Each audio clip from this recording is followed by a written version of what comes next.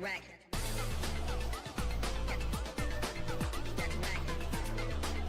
yo, what's going on, guys? Welcome to the stream. How we doing? A little bit late today.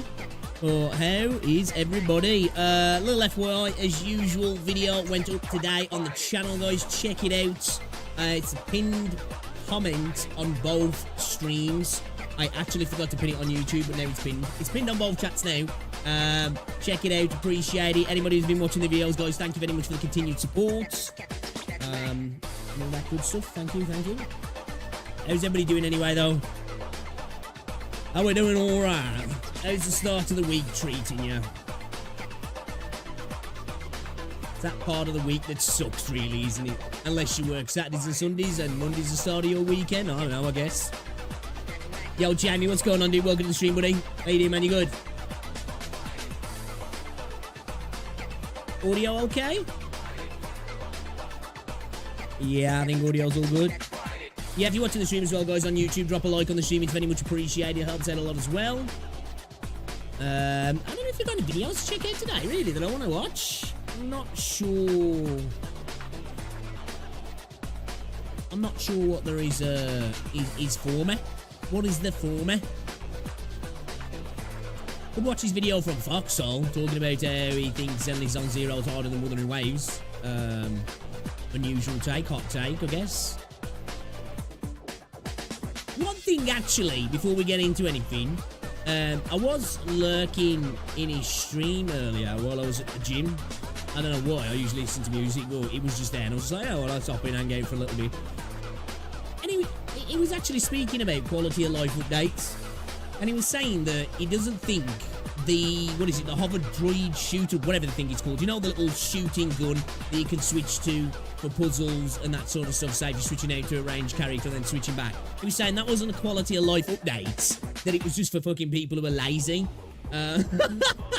Which is like, okay, alright, your opinion. I just disagree as much as I possibly can with that, really, because I think by definition it's the quintessential quality of life update. It makes it so you don't have to press 4 or 5 buttons going through menus to select a character to then go out to do this thing that takes you 15 seconds to then do the same thing again to switch out back to your other character, or to just specifically have a team set up for it, I guess. It's just like, for me, that's the definition of a quality of life update, if I'm honest. You know, you can say it's lazy or not, but I think really anything that stops you clicking through multiple menus or having to hit multiple buttons for something that can be done like that, I think that's exactly what a quality of life update is, really, for me. And it's annoying. It's super annoying. I must be super lazy. I am. But I definitely hate having to do stuff like that, you know? If you're gonna make me click into a couple of menus when I can just literally do it on the fly, then I'm taking the on the fly option all the time. Because why is it there, you know? So definite quality of life option for me, update, I think. Yeah, I just heard him talking about that because I was lurking in his stream earlier. Well, so I was lurking by definition because I was just chilling at the gym, and I heard him say that. I was just like, I couldn't disagree more. I could not disagree more with that. I don't get that. I think that for me is a great quality of life update. Might watch out this video from Saint Tontas as well. Yeah, I've not really seen anything floating about yesterday evening or today that's really like got me, you know, got me thinking, well, should we watch this? I did upload a video today, though. Turned out to be a bit of a longer one than I thought. I didn't think it was going to be that long, actually. It's like a 30-odd minute video. So, it's one to put on in the background, maybe, while you're doing something. It's a chunky one. It's a chunky one. You lot have a good weekend, though. Not too bad. I'm doing good, dude. Feeling much better now. Able to go to the toilet without it stinging my ring beyond belief, so that's nice. Went to the gym today. Must admit, obviously, I think a week of food poisoning is going to take it out, yeah? So I didn't struggle, but I felt it today. I didn't max out any of my sets. I was only doing like 150, 160 pounds for the Americans on the bench. And I was feeling it, man. I was feeling it. I could have gone higher, like, but I was like, you know what? I'm feeling it today, so we're not going to push it too much. I haven't been training for a week. And then prior to that, I'd had another week and a half off. I've only had like 1 week in the last 3 weeks. So it was like, we'll let it slide today. We'll tackle it next week. But, you know, after having food poisoning, it's to be expected for it to knock me about a bit, really. But, do you have a good weekend, did ya?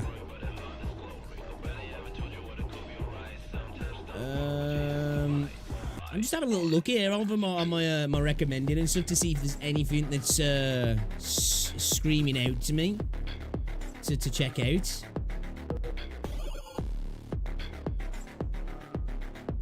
Not really seen anything. Anybody got any videos to check out potentially in the gacha space? I'm not seeing anything. I'm not seeing anything. What have we got in that I'd put into my watch later? She's what I do. I usually slap it into my watch later playlist when I see a title. I'm like, ooh, okay, title's got me there. Maybe we'll watch that later. So we've got Zenly Zone Zero Order than WuWa from Foxhole. Breakers is the Blue Protocol alternative we need. We're definitely going to check that out because I like the look of Breakers. It looks really cool, actually. I was saying that as well. I think that's why I'm interested in it, because it's got that Blue Protocol vibe, and I'm here for that. And the Mobile Game Awards is an absolute joke. Wuthering Waves is a better game than Genshin Impact. All the reasons why. Okay, maybe we'll watch that as well. Yeah, we got a couple here then that we'll watch. We got a couple here that we watch, I think. Does anybody have any issues with YouTube today? I was just watching a DR Sports live stream, and like every now and again it was just like, you know, when he goes, oh snap, the page you were watching some shit or another's happened. Yeah, that kept happening. I don't know what the deal was.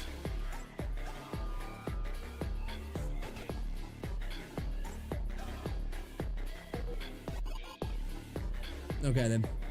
Alright, let's put this over here. Let's get chat up so I can see what's crack-a-lacking in the chat. Girls. Yeah, I'm still, the one thing I am, even though I'm feeling much better, you know, I'm still kind of tired though. Last night, Rosie got back around about tea time yesterday.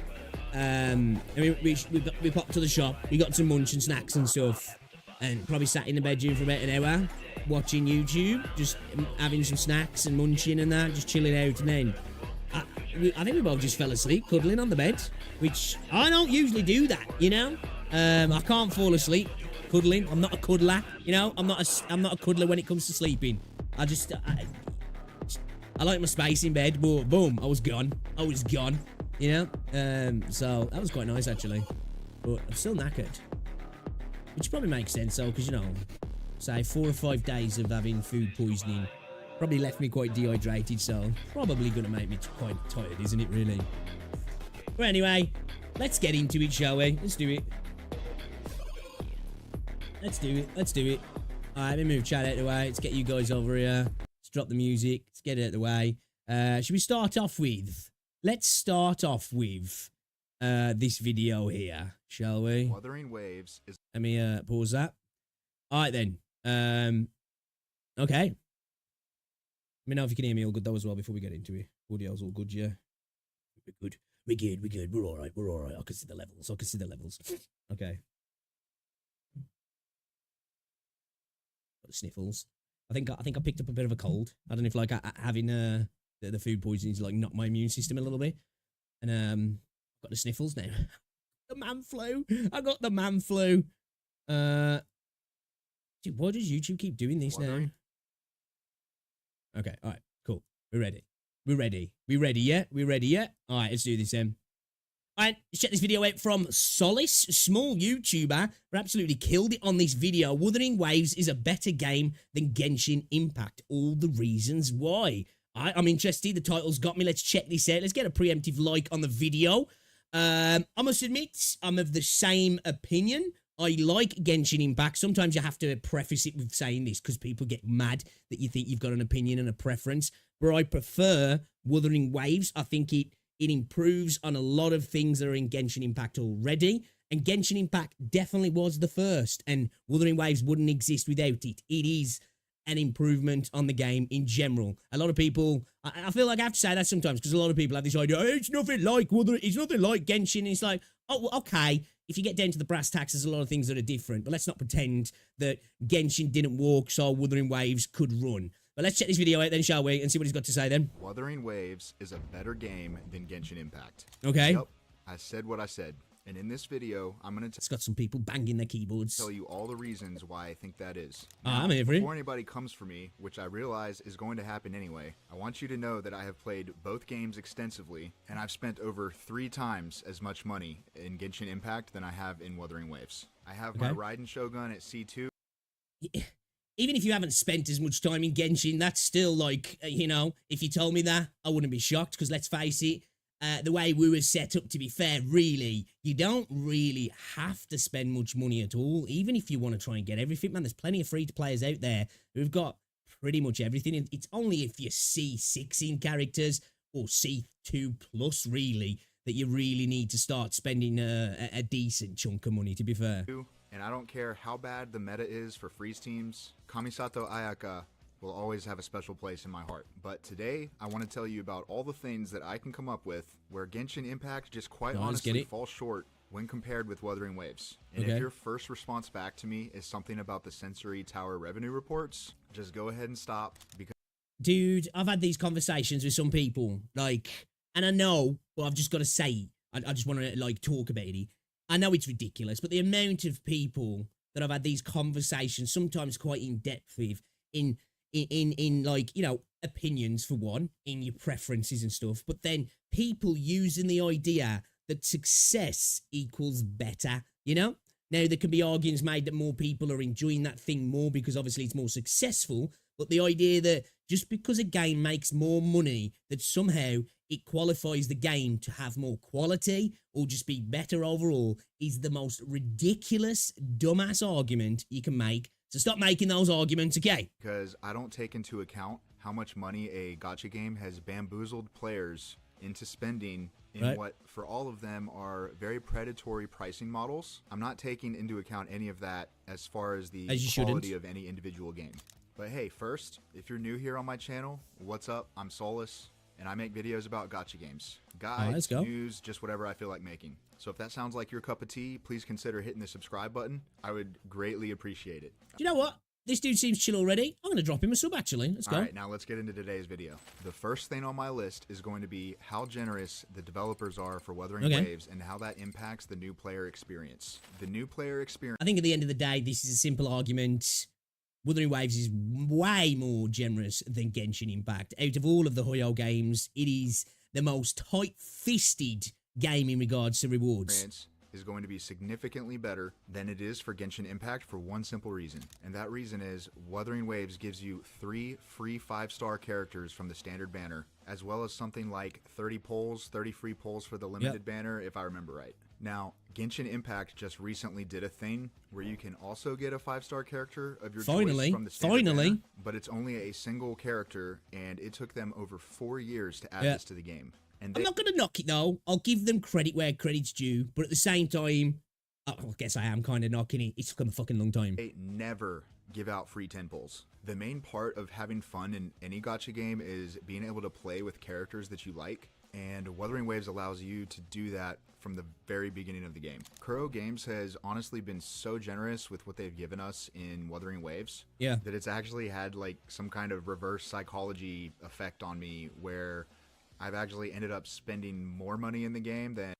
Same here. At the end of the day, I think if a game respects your time, that's a great thing. And I am one of those people anyway. I kind of look at it as a return on investment when I play video games. I look at it as kind of like I break it down into hours. Nowadays, if you can go out on a weekend and spend less than 50 quid on a night out, you've had a really, really, really cheap night. So if I play a game for hundreds of hours and I've spent no money on it, I feel like I'm stealing almost. And I would have otherwise. And that's a perfect segue into my next point, which is the character and weapon banners. Now, Genshin Impact can't beat the guaranteed weapon banner either. Change coincidentally, not long after Wuthering Waves came out, that made their character and weapon banners a little bit better. But the crazy thing is that even with the new changes, the banners still absolutely suck when compared with the Wuthering Waves banners. In Wuthering Waves, the weapon banner hard does pity suck in for a Genshin. 5-star character is 80 pulls. And for me, usually I get a 5-star character sometime before 80 pulls, like usually in the soft pity, which I think is around... I'm just trying to think. The only time I ever went almost full pity was Jinsey, and I did fail the 50-50. I did then get her about 20 pulls after that, so it wasn't too bad. But I can't think of another time when I've almost gone full pity with a character. With the weapons, different thing, but I don't mind that because you're guaranteed, so it really doesn't matter if you end up going 75, 80 pulls, you know? You're guaranteed. It's better if you don't, of course. But yeah, I think that's the only time I've nearly gone hard pity, if I'm honest. 69, which is a nice, even number. But the biggest thing personally for me is that the limited weapon banners are guaranteed. They are guaranteed at so 80 clutch. pity. So that means no 50-50, no other unwanted weapons. You are getting the weapon that you want at or before 80 pulls every single time. And look, I know full well that gacha games in general are just a major ripoff, but these are the best and most generous banners that you're going to find in any gacha game that's out right. Some of them, I wouldn't say the best, but definitely some of the best and some of the most generous. There are more generous games out there, but I think the thing is when people always talk about Wuthering Waves, I mentioned this before, people, even if they're not, they're basically indirectly comparing it with the Hoyoverse, really. Wuthering Waves gets compared with Genshin, Star Rail, and ZZZ. Nobody ever really compares Wuthering Waves to other games, which I understand that. That's kind of like their main competition, I guess, if you want to look at it like that. Other people would argue when you look at the revenue, or in regards to the actual game. So I'd say probably, I think ZZZ is quite generous. And to be fair, Star Rail can be as well. What? Did we just become best friends? Yep. EFDDY followed your channel. Hey, thanks for the follow, man. Appreciate it. Much more generous than Genshin, obviously, which is the direct comparison. But I definitely wouldn't say the most generous. Right now. And by definition, this also makes Wuthering Waves more free-to-play friendly. It's just an L for Genshin all the way around. Now, I'm going to have to... Well, an L if you're looking at it from a consumer base. Definitely a W if you... Oh, yeah, that's for sure. Break up this next part into several subcategories, but let's go through and see how Wuthering Waves and Genshin Impact compare in terms of content and gameplay. So first thing I want to talk about is combat. Don't get me wrong. I got to say this. I get so many people disagree with me. WuWa clears. Let me say that again. Clears Genshin combat. And that's a preference for me, personally. I'm not saying that Genshin combat is bad. I like it. But for me, WuWa just clears it. I enjoy Genshin's combat very much. Genshin's elemental reaction system is super cool, and it is really fun. Speaking about the elemental reaction system, Neverness to Everness seems like it's going to employ a system that's quite similar. Well, it looks like it anyway, looking at it on paper. It's got definitely some nuance, and I'd say probably a little bit more complexity to it. There's some like kind of stacking going on that's not going on in Genshin, but it definitely seems somewhat similar, which I'm not against, and in a bit more of an action-orientated combat loop, I guess. I feel like I'll be down for that because I do like that system in Genshin. I'm just not a big well, it's not that I'm not a big fan of, because I am a fan of it, but I just think that the action side of things in Wuthering Waves clears it in Genshin. I guess it's because that's the way the system works. It's not a bad thing. They're just different. But that is kind of all you get. The game is easy, and once you learn the elemental reactions, that's it. Enemies and bosses and mobs are just sponges for damage numbers, and you can just mindlessly grind it away. There's less skill expression. In Wuthering Waves, you have dodges, counterattacks, intro and outro skills, and a stagger bar for enemies.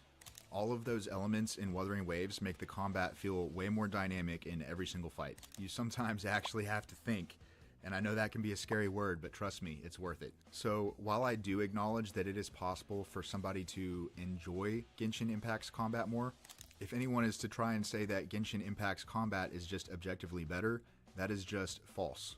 You can't. Well, I think at the end of the day, you can't really say either's objectively better because it's all preference and it's all subjective, isn't it, really? Now, there's certain things that you could argue are objectively better in regards to certain things. within the combat system. But if you're going to look at it holistically as the entire thing, it just comes down to preference, doesn't it, at the end of the day? But I do think it's better. And say that it is easier or that you enjoy it more, but that's about it.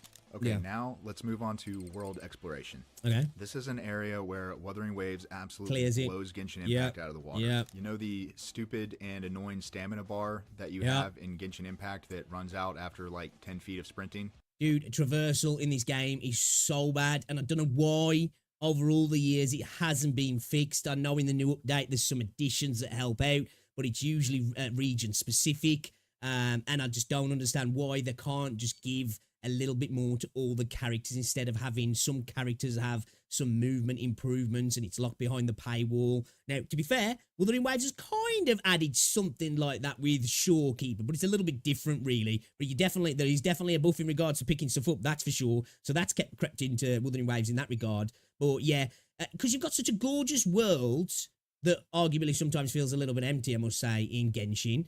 But you've got this gorgeous world that you want to explore, but exploring is such a chore that it just makes you not want to. In Wuthering Waves, you can sprint to your heart's content with no stamina bar. You can also run up walls, double jump, and there's a grapple.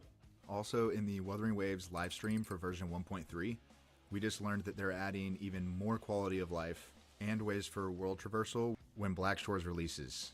I literally feel so cringe now every single time that I'm playing Genshin and I run out of stamina while climbing a wall. Dude, you know the thing that's wild? I haven't been back to Genshin for quite a while now. And it's not because I'm done with Genshin or anything like that. Dude, that freeze frame just looks so terrible there as well. And some people tell me the animations in this game are better. It's not that I'm done with Genshin. It's just that I just haven't played it in a while. I haven't played Star Rail in a while, actually, either. But I'm kind of a little bit worried to go back to Genshin because of this. And it's not the combat, it's not the story, it's not the no skipping, all that sort of stuff. It's the traversal. I'm really worried that the game's going to feel really, really bad when I go back to it. Just because, for me, ever since day one, it was a problem that I had. I was just like, oh, it's such a freaking, it's annoying. You know, it's just such a frustration in the game, in an open world game, to add something in like this. Like stamina in open world games, so shouldn't be there full stop anyway. But with it being such a harsh system in Genshin, yeah, I'm a little bit worried to go back because I think I'm gonna I think the game's gonna feel really bad to me. But we're gonna go back though. We're gonna go back. We're not gonna let our biases stop us from going back to the game because I do like Genshin. All at the same pace. Doesn't sound like it, but I promise I do. Climbs up a flight of stairs, and also in the same vein as world exploration is mining. Now, this is one of those really small things. I've said this, but in my opinion, all of these small things do start to add up. But in Genshin Impact, when you're mining with any character that doesn't have a claymore, it feels like you are chiseling away at Mount Everest with a toothpick. But in Wuthering Waves, pretty much any character can break rocks with relative ease. And also, now we've got the addition of the little shooter, I forgot what it's called, the hover droid shooter thing, whatever anyway, that can just one-shot materials from a massive range as well. So it's got even better, it's got even easier. Break rocks with one hit, and most of the other characters, with the exception of rectifier users, can break them pretty quickly as well. Okay, so next up on my list is endgame content. If you've ever hit the endgame in Genshin, you probably know that. So this is where I'm a little bit more tired, because when it comes down to the Tower of Adversity, just not a fan. Now, I'm not saying Genshin smashes out the park with endgame content, because it doesn't. I think Star Rail and ZZZ have much better endgame content in that regard. But yeah, I'm not a massive fan of the Tower. I really love the realms, the elusive realm. But I definitely do think we need a little bit more. Obviously, I like the holograms as well. But yeah, I do. I think Wuthering Waves definitely lacks in this area as well. It's a lot closer. It's a lot more tight of a. Yeah.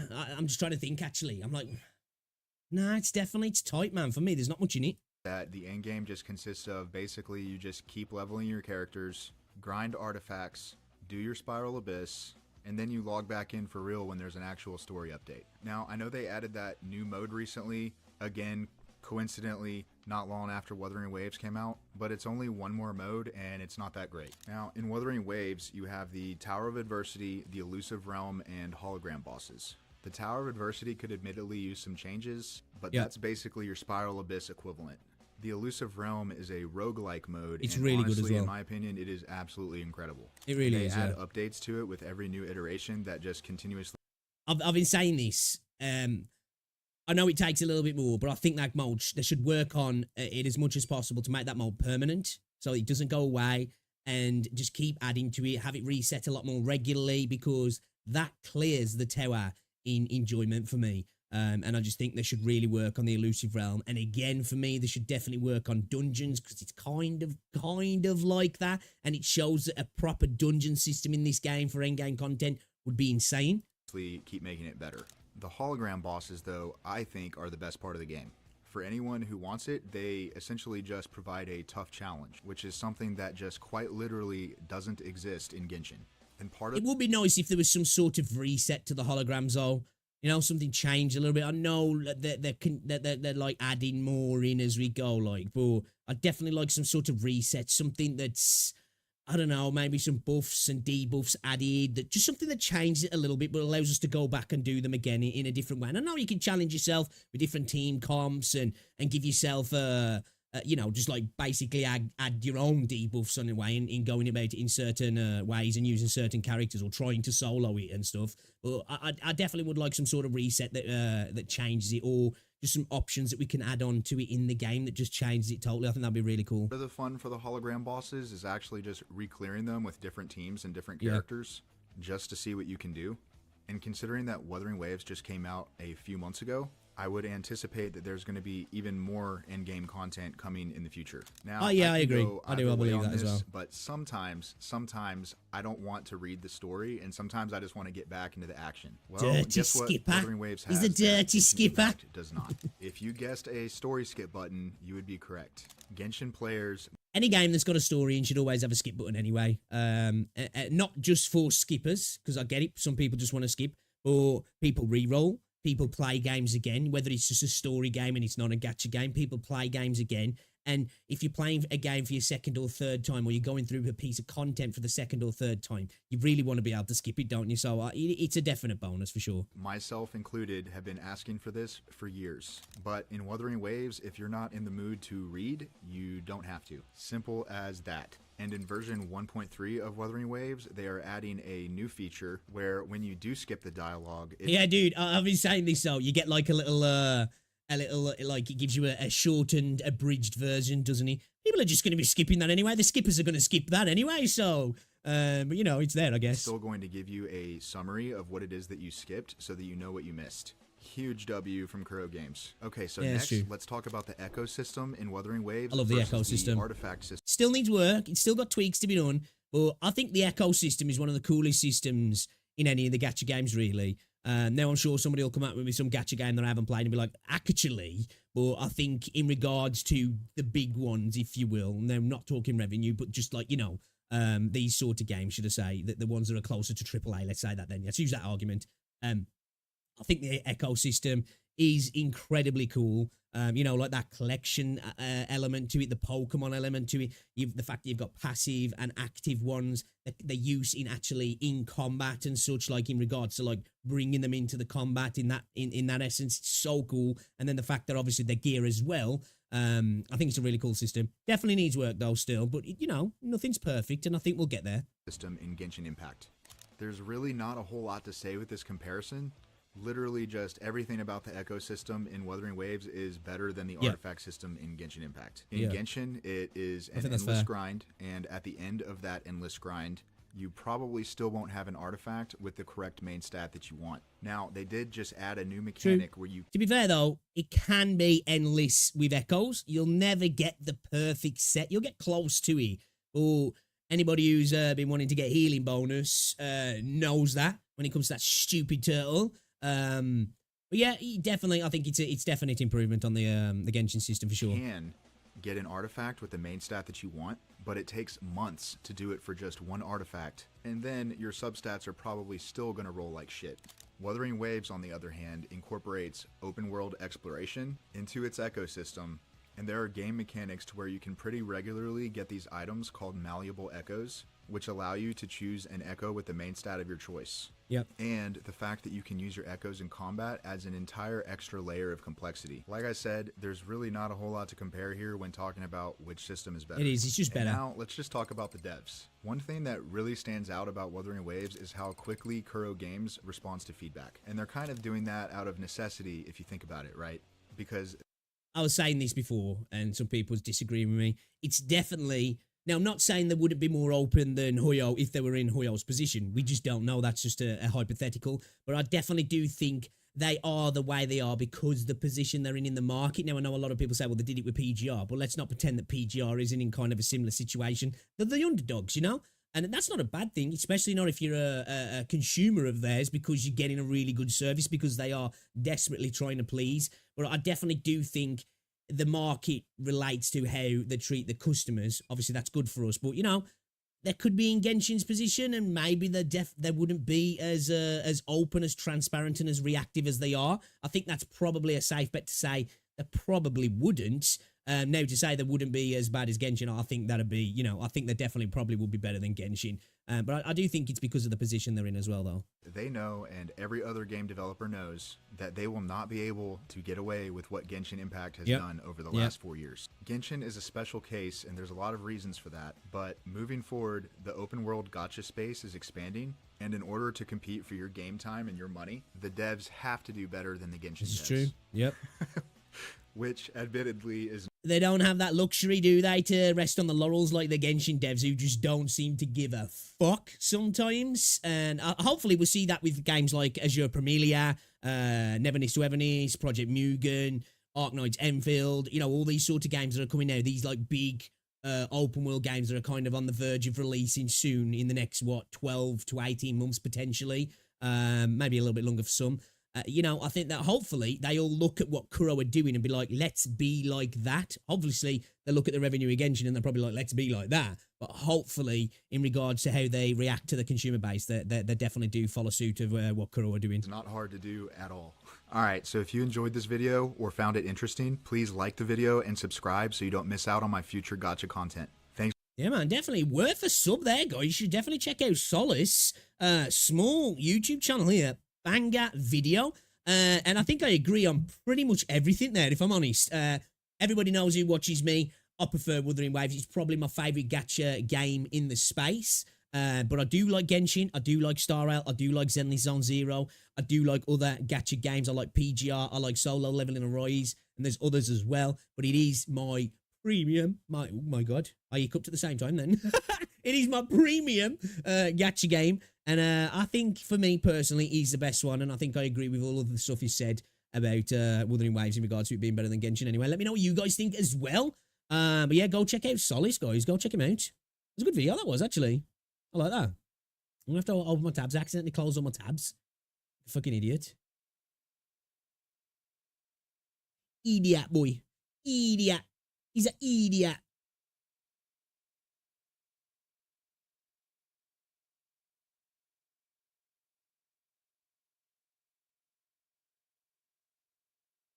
Where are we?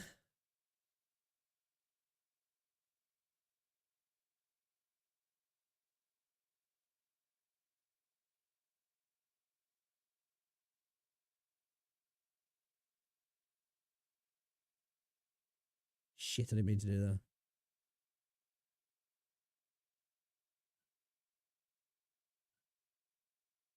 That's what I meant to do. That's what I meant to do. Yeah, I closed all my tabs then by accident. My bad. But yeah, I must say, I agree with pretty much everything he said there in why he thinks Genshin is better. I mean, Wuthering Waves is better than Genshin. Yeah, I can't disagree. I can't disagree. Again, I agree that, in my opinion, I think Wuthering Waves is better than Genshin. I think it's improved in many areas. I think the one that I'd probably say was a little bit closer, although I still think WuWa tops it, like, is the end game, because for me personally, I think the end game leaves a lot to be desired in Wuthering Waves, but I do like the holograms. I do like the depths of Elusive Realm. Terror of Adversity for me is pretty mid. It's not bad. It's just pretty mid. It needs expanding. It needs more work. You know, the fact that it's got this physical presence in the map and it's there permanently. It needs to be better. It definitely needs to be better. But the Depths of Elusive Realm is fucking goated. I really do like that mode, and I'd like to see more of it. Again, for me, it just leans in, as I've said before, more to the idea that I think a dungeon system in that game would slap so hard. Because kind of the Elusive Realm is almost that. It's not quite it, but it's you know, it's like they're getting there. You know what I mean? That it's like they're almost there, Kurowa, in regards to adding dungeons into the game, but it's just like they just don't want to. But hopefully one day they will, maybe. I guess we'll see. Yeah, that was a great video, that was. Got the sniffles as well, chat. I'm sorry. Alright, should we check out this video from Stick, shall we? This might just be the blue pro. Let's have a look. Alright, let's do it. Let's open this up. Alright, check out this video from Sticks. Breakers is the blue protocol alternative that we need. Maybe. Well, it's the only one we're getting, really, because blue protocol's not happening. Apart from this, what is it, Star Resonance, but that's a different game altogether. It's blue protocol, but it's not the same blue protocol that we all knew and we're hoping we're going to get. I have had a look at Breakers, and I really like the look of this game. I'm very much interested, and I'm going to be picking this game up when it comes out. We're going to be checking it out, and it gets a global launch as well, apparently this year, I think. But let's see what Sticks has got to say then on his MMO Bite channel, guys. Show some love, subscribe, all that good stuff. This might just be the blue protocol we all wanted. The Let me move my face up here. So now need Sticks is going to put his face there. Welcome to Breakers. Now, if this is your first time here, consider subscribing to the channel, hitting the little bell notification. We're not getting any Sticksy. With every single thing that I post. He's forgot to put his MMO Bites, because he's on the MMO Bite channel, and he's telling you to subscribe to Sticks. And I post daily. Do not miss out. There's a game that's coming out. It is actually made in Japan, if I'm not mistaken. I was going to say, I thought it was JP. I can't remember it. And the publisher's Korean, but it's developed in Japan. I could be totally wrong there. But it definitely does have that JP vibe to it, doesn't it? So the same region that Blue Protocol is coming from. And it genuinely looks really, really good. It does. They announced it like a year ago, and since then went pretty much silent until like a week ago. I think, I was going to say, I know they did have a trailer. Like, I think it might have been on MMO's channel or Sticks, one of Sticks's channels anyway. The initial trailer. Because I know when I saw the videos coming out from TGS and just prior to TGS last week, I was like, because somebody mentioned it in my chat, and I was like, that name rings a bell. And then when I watched the gameplay, I was like, I don't think I have seen this. And then I saw that they'd launched a trailer a year ago, and I was like, I think I saw this like a year ago, I'm sure I did. They started pushing out tons of trailers featuring, well, a lot of content, and we're going to take a look at all of it because I really, really want to play this. Here we go. Me too. Gameplay video first. See, you have got like this hub area where there's all other players as well. You can matchmake into like boss fights and stuff. Like, to me, it's got like that sort of Blue Protocol / Grand Blue Fantasy Relink kind of style to it, maybe with a bit of Visions of Mana through in as well, maybe. But it looks good though, it does. Let me know what you guys think.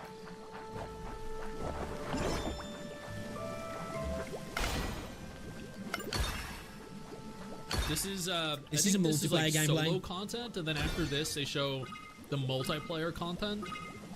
I take you back, this is a solo gameplay. But this is made, if I recall, this is Japanese, like Blue. I think they thought the dragon in the multiplayer, didn't they? Protocol. This could be the Blue Protocol alternative we've been waiting for. After what happened to Blue Protocol, that looks really cool. The boss designs look cool. This is just, I think, a boss fight, like in an instance, because the game does have areas outside of this to run around. I must say, the combat does look good, but I don't know, sometimes it just looks a little bit laboured, if that's the right word I'm looking for. Explore from what I've seen of the gameplay that they released like a year ago. But I'm hyped for it. I am hyped for it. Pretty good. Japan has really been falling behind in terms of games lately. Like MMOs, gachas. It looks Japanese, yes. Is that a pro or a con? Is that a positive or a negative, though? Hey, for me, that's definitely a positive. Someone who's been a fan of JRPGs all over the years, if something's got that Japanese look to it, and I know it doesn't always mean it's going to be good, because let's face it, as he said, JP have been falling behind for a while now, and there's been quite a few duds come out of the space. But to me, if a game's got that Japanese look to it, man, I'm kind of sold right away, if I'm honest. For better or for worse. Basic animations already matches endless. I wouldn't go that far. I guess we'll have to wait and see. Oh my WuWa. god, that was a WuWa. no, that was a nice ultimate. I definitely don't know if I go that far to say the match is endless. I think Endless has got some decent animations, to be fair. And I'm not saying that this looks bad at all. This does look great. Animation. This is being played on console right now. So this is available on console. This is also available on PC. Because they're playing this on the Xbox. Whoa, that's actually Oh, it's crazy. on Xbox. Oh, yeah. Well, it's on an Xbox pad at least anyway, definitely. YouTube 45 months. Animal with Rave Animal 89 Fight Hype Stay Awesome. Basically on the language, not the game itself. Oh, the text? Okay, yeah. I like how you've got like an ult for each character, then you've got like You that love the team modes? Yeah, you can ult. tell it's Japanese based off of the modes. Is it gonna be an MMO or a gacha? I don't actually know. I think when I googled it, it said it's going to be a gacha game. I don't know, you know, obviously I'm going off Google. Google never lies, right? Never lies. But he said it's going to be a gacha game. He didn't really mention anything about an MMO. I don't know if it's just going to have like an online component to it. So I guess kind of like an MMO light. I'm not too sure, but you can definitely see a lot of the players around you when you're in like the hub area, and you can matchmake into these fights as well. So it's definitely got some of those elements there, but I don't know whether it to be like, you know, described by the developers as an MMO, or it's just like an online co-op PvE gacha game, maybe. I don't know. I know it is multiplayer.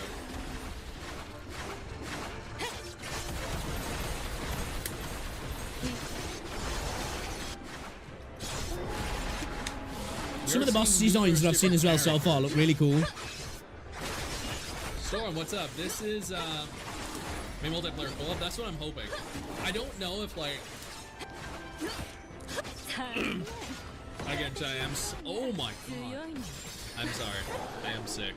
Because so far, I haven't seen anything that looks like, you know, we don't know yet, like anything that looks kind of like a raid or anything like that, where there's multiple people in. I've only seen any stuff where it's like 3 players fighting like a boss in an instance like this. I don't know whether there is like, I'm assuming there's dungeons and stuff that you go on. But yeah, I haven't seen anything yet that like shows it off to be like having like raids and larger world multiplayer combat like an MMO would have. But I don't know if this is like, you know, just an open world multiplayer game. I don't know if this is a gacha game. Evidently, it's cross-platform across every platform, including console. I don't know if this is like a Monster Hunter style game. They have released up until this trailer nothing outside of like a very small amount of footage taken around an area or multiple areas.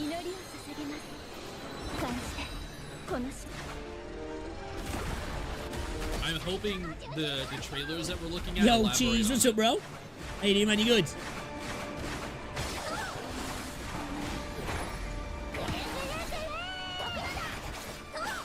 Like, this is a cool boss fight. This is taking an exorbitant amount of time now.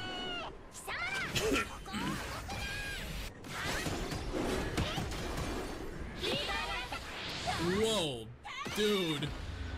This is cool though. What is that? What? Wait, so I like that. ultimate abilities, and then we have combo ultimate abilities? Ultimate abilities that you can combo with other characters. I wonder how many different ults like that. If it's just because it's got it specifically there. Weaver Lance. Now, is that the only, I guess, mega ult? You know, combo ult, whatever you want to call it, or will there be different ones depending on where you are in the game? Because I hope there are. That's pretty freaking cool. And if it is, then it is, you know. But it'd be kind of dope if there was different ones like that. You know, because it looks like that's calling down the lands from your airship, because the game's got airships, obviously. It's a Japanese anime RPG. It's going to have airships, isn't it? But I'd like to see other stuff like that as well. Interesting. You appreciate the jiggle, so do I. That looked really cool. Her animations look really good. She's a healer. with big titties. Makes sense. I'm looking at that. Like her aesthetic now, you can tell she's a healer.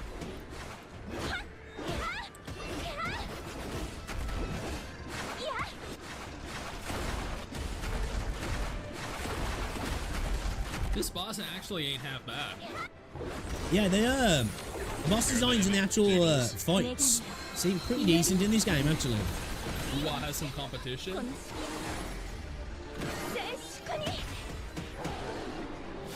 WuWa has some competition. WuWa's got competition. I also see that over on the right, each character has their own element. We have water, earth, and wind.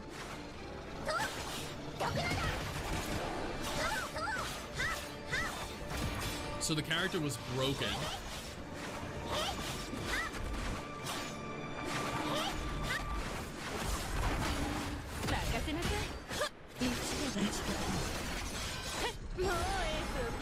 It looks like there's a resource bar down the bottom.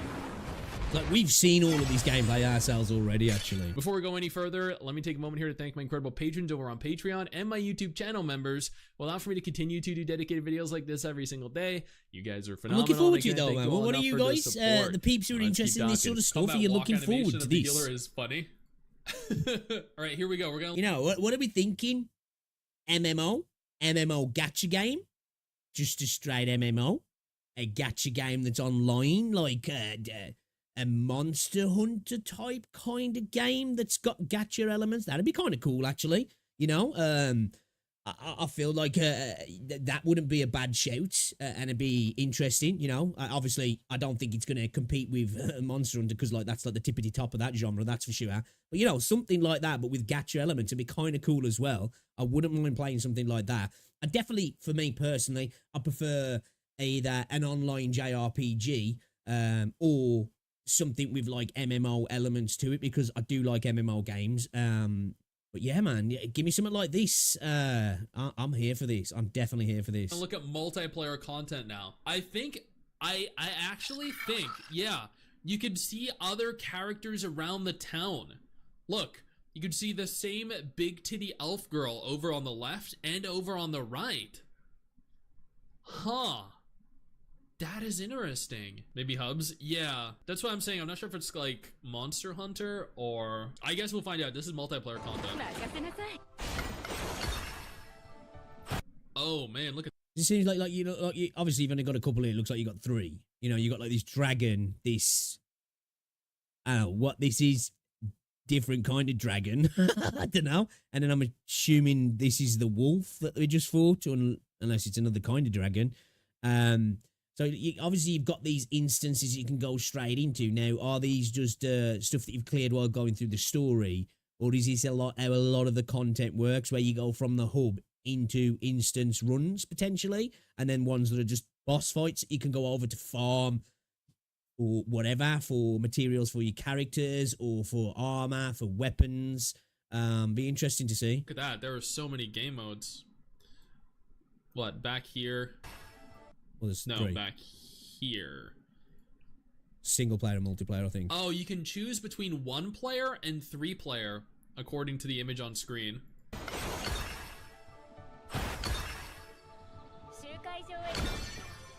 I do really think, and it's good that we got matchmaking as well, I do really think this dragon looks freaking dope, though. This looks like you're queuing. If they do something like that, I'd play with like Monster Hunter.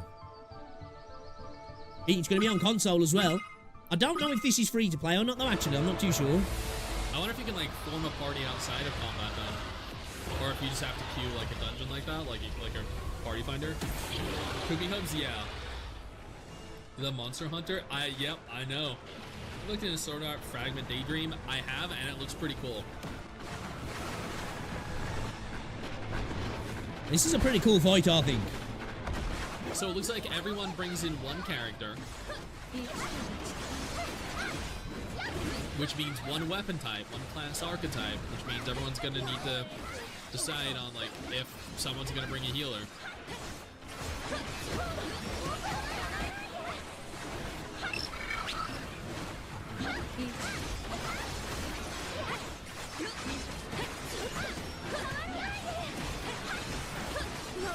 That's what makes me think it's going to have the gacha element to it. The fact that like you've got your you know switchable characters while you're on your own. Now I know it doesn't necessarily mean that there's games that you have character switching like that aren't gacha games. But it just makes me think that that's going to be the gacha part of it. Well, makes me think it's going to have the gacha part. But yeah, man, this multiplayer looks good as well. The game looks like it's running nice. The combat looks decent with a couple of other people also. Again, this makes me think maybe it's not an MMO. It's maybe got some MMO systems, but it's not an MMO because of you fighting 1 player and 3 player. But then again, they might show some other modes later where there's more than 3 players potentially.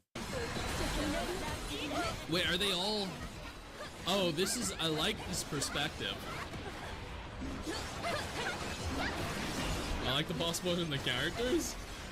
The boss is pretty dope there. Character like Genshin, yeah, that's what I'm gathering.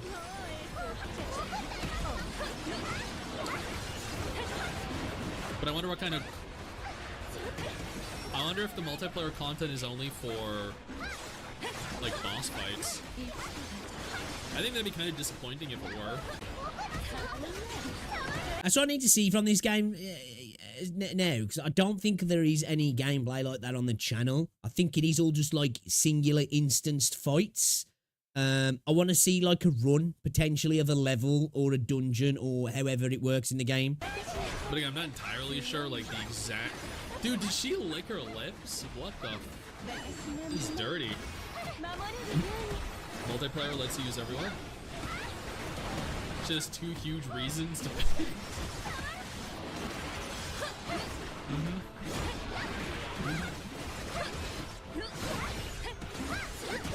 Like we did see in some of the combat as well.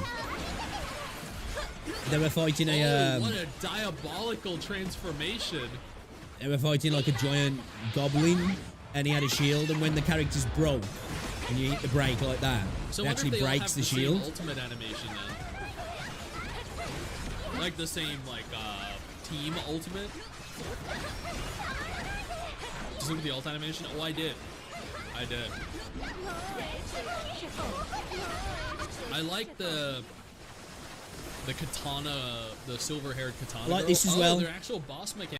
I like this as well. The fact that there's boss mechanics. I'd like to see stuff like this come into Wuthering Waves, if I'm honest. You know, this is where I say, where it's like, what is it? Is it just something like Monster Hunter? Is it just a dungeon run game? Is it instanced? You know, is it like an MMO? Because this sort of stuff makes me think, well, this is kind of MMO-esque, if that's a word. I know it's not, but you know what I mean? Like the actual having boss mechanics in there. Mechanics, okay. I'd love to see something like this in Wuthering Waves, if I'm honest, like boss There mechanics. is actually something we need to look at.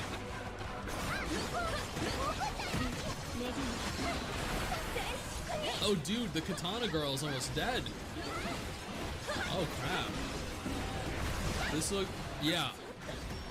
Coordination is going to be key for these, 100%. Also, I wonder if you're going to need to go in with like a tank, healer, DPS kind of character. Or run like 2 DPSs, DPS, sub-DPS, healer. Be interesting to see. Such a cool design though. Okay, I'm kind of hoping that we get to see more than just the same instances. No? Okay, like, what is that? The world? Giant turtle. Story? Anything at all? Other than just the same boss fights? I mean, don't get me wrong, the boss fights are cool and we're getting to... They are really cool looking though, aren't they? You know, they're definitely cool looking. But I agree with Sticks there. I want to see like, let me see some of the world. I want to see, unless this is all the combat is. I want to hope that it's not, you know, that it's not like something like Dauntless maybe, where you've just like, you go, it was Dauntless, wasn't it? You know, where you've got like maybe a little area that you can explore and then it's just same thing over and over again, really. I want to, even if it's runs, instance runs, I want to be doing that. But the monster designs are cool, man. See interesting, unique mechanics. Like find style, so do I. The healer wasn't healing enough? Yeah. 100%. We should always blame the healer. So this is single player again, yeah? Always.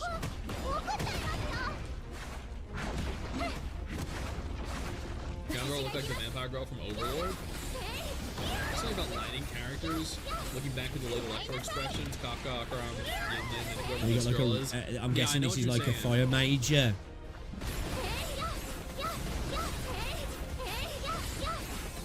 Oh god, her voice emotes. Her voice lines, I mean.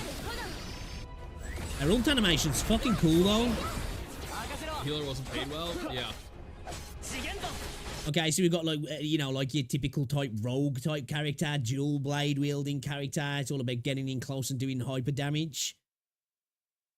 I'm liking the archetype so far in the game though. You know, the typical, well, I'm not against typical archetypes in this kind of game, if I'm honest. The monster designs look amazing. They do, don't they?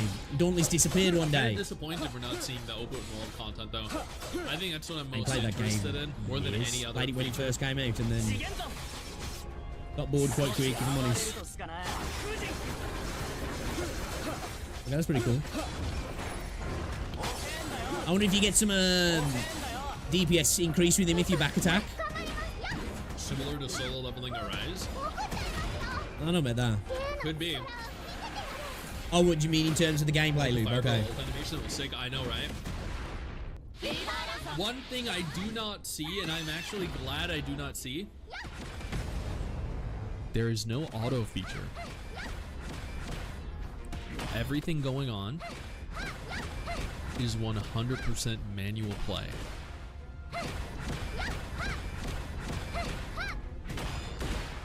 His boss is just standing there. He don't want any smoke anymore.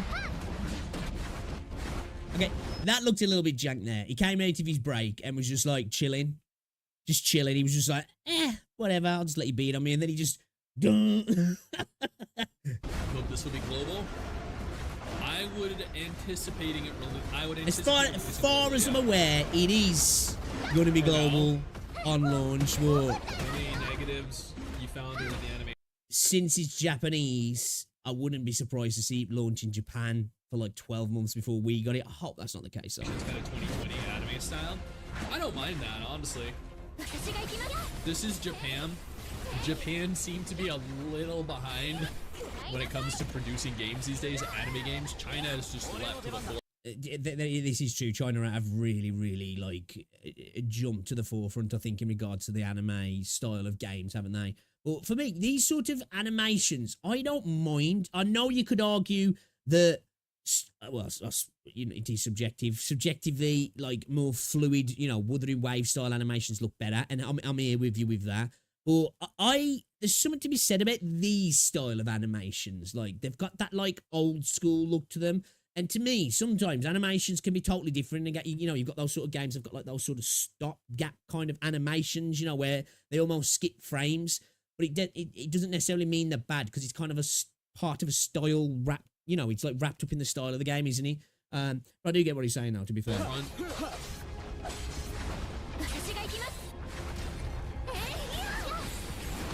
The bosses at least have some very cool looking mechanics, though. They don't look like they're complex by any stretch of the imagination. Let it not die in Japan. I'm hoping, yeah. Right.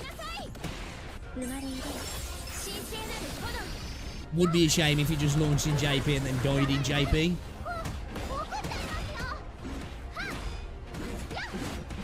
I think the characters look pretty good, so do the animations. Those look good, especially the bosses. This boss definitely seems a lot more the passive than modes. that dragon, though, that's for sure. It's And the wolf. Japan. Does anyone remember Lisa from Genshin Impact in Japanese? Come on, man. Fan animations are stuck in 2018. Kodama and Atlas are carrying the country too much. China's dominating the gacha space like both WuWa and Genshin are from China. Yeah. Yeah. China's absolutely carrying on their backs. That looked cool. I like it. I thought that was all very good. I unfortunately did not see anything in terms of the world exploration, though, which was very... Yeah, that's the thing, man. Do you know what? Hold up a second. Uncock the world? Not uncock the world. We want to unlock the world. Yeah, guys, check out Sticks as well. Focus unlock the world. That's just more of that gameplay that he was just watched. Is there any, like, exploration? Show me some of the world. Because you see, everything so far just seems to be like a boss fight of some form or another. What's this here? So this shows a bit of gameplay, but it just shows you walking around that hub world, which we know about, obviously.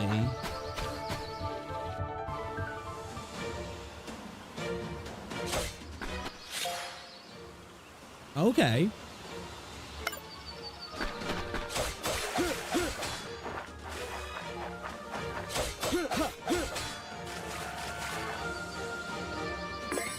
Well, here we are. I think it might play a little bit like Relink. I've got a feeling that's what it's going to play like, maybe. But then, like, maybe with a little bit of a Monster Hunter mixed in, like a mix of Monster Hunter and Relink, potentially. Just looking at that there.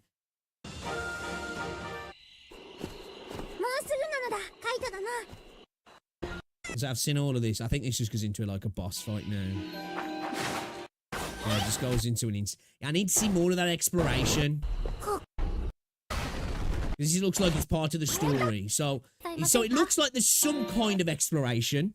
What that entails, we don't quite know, really, other than that, like, we got these few minutes of him, like, trudging around this area.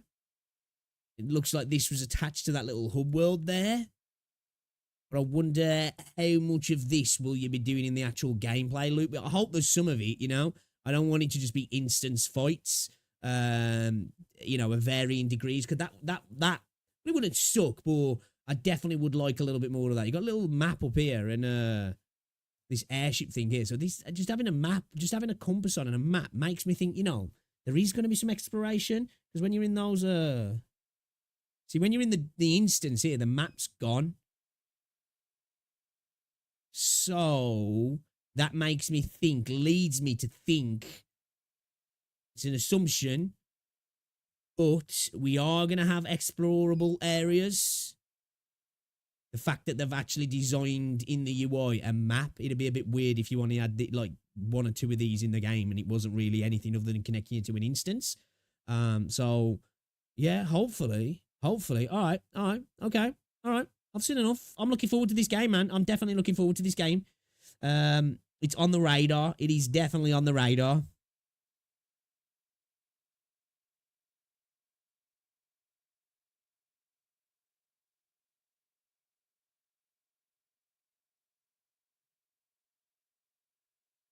All right, let's check this video out then, shall we? We just watched the Sticks video, but it was on his MMO Boy channel. Let's check this one out from Sticks as well. The Mobile Game Awards 2024 is an absolute joke. Most Game Awards are jokes. Well, let's see what's going on. There is actually something we need to look at. This is something that was brought to my attention earlier today. There is a website called the Mobies. MobileAwards.com. I don't know who runs the Mobile Awards. I don't know who they're funded. Most of these don't even matter either, do they? Like, 99% of Game Awards. Actually, I'll go as far as say all Game Awards literally don't mean shit at the end of the day, do they? You know, they just really don't. To your enjoyment or what's the games you should be grabbing, in my opinion. By. Apparently, they are taking place November 12th. Take them with a pinch of salt, you know? In Los Angeles. These are the Mobies 2024. Recognizing and celebrating excellence in the mobile gaming industry. Right now, they have voting open for various different categories. We're gonna go ahead and look at them one by. Who gives a fuck about all of these games here? Oh, AFK Journey's on there. You got COD Mobile, PUBG Mobile, Star Rail's on there. You see, as somebody who's not a mobile gamer, I'm like, obviously I know Monopoly. I'm guessing this is League of Legends Mobile. Obviously I know FIFA. But like, what are these games? Candy Crush is still going, is it, to that degree? Supermarket Manager Simulator, Genshin's there as well. One Punch Man World's there. Okay, there is actually some titles there. This is in the Mobile Action Game of the Year, Mobile Casual Game of the Year. I don't know what this is over here. I won. This is unrelated to any other game awards up until this point, as far as I'm aware. But for Mobile Game of the Year, what would you guys, genuine question, what would you say deserves? As somebody who's not really a mobile gamer, but plays here and there recently, should I say. I think maybe, AFK Journey, Star Rail, Zenly Song Zero, maybe, you know? I guess some people would throw Wuthering Waves in there, but I just think, I don't know, man, maybe just because of the performance issues and the way I see it, I just feel like it's a game that happens to be on mobile. I don't know, though, man. You know, it could be fair to throw it in there, though. To be the game of the year, the mobile game of the year 2024. For me, it would be a toss-up between, like, Zenless, AFK Journey, and WuWa, if we're talking about games that released in 2024. That's true, yeah. But based off of what I'm seeing for mobile game of the year, that isn't the case. Now, if this is your first time here, consider subscribing to the channel, hitting the little bell notification, that way you remain up to date with every single thing that I post, and I post daily.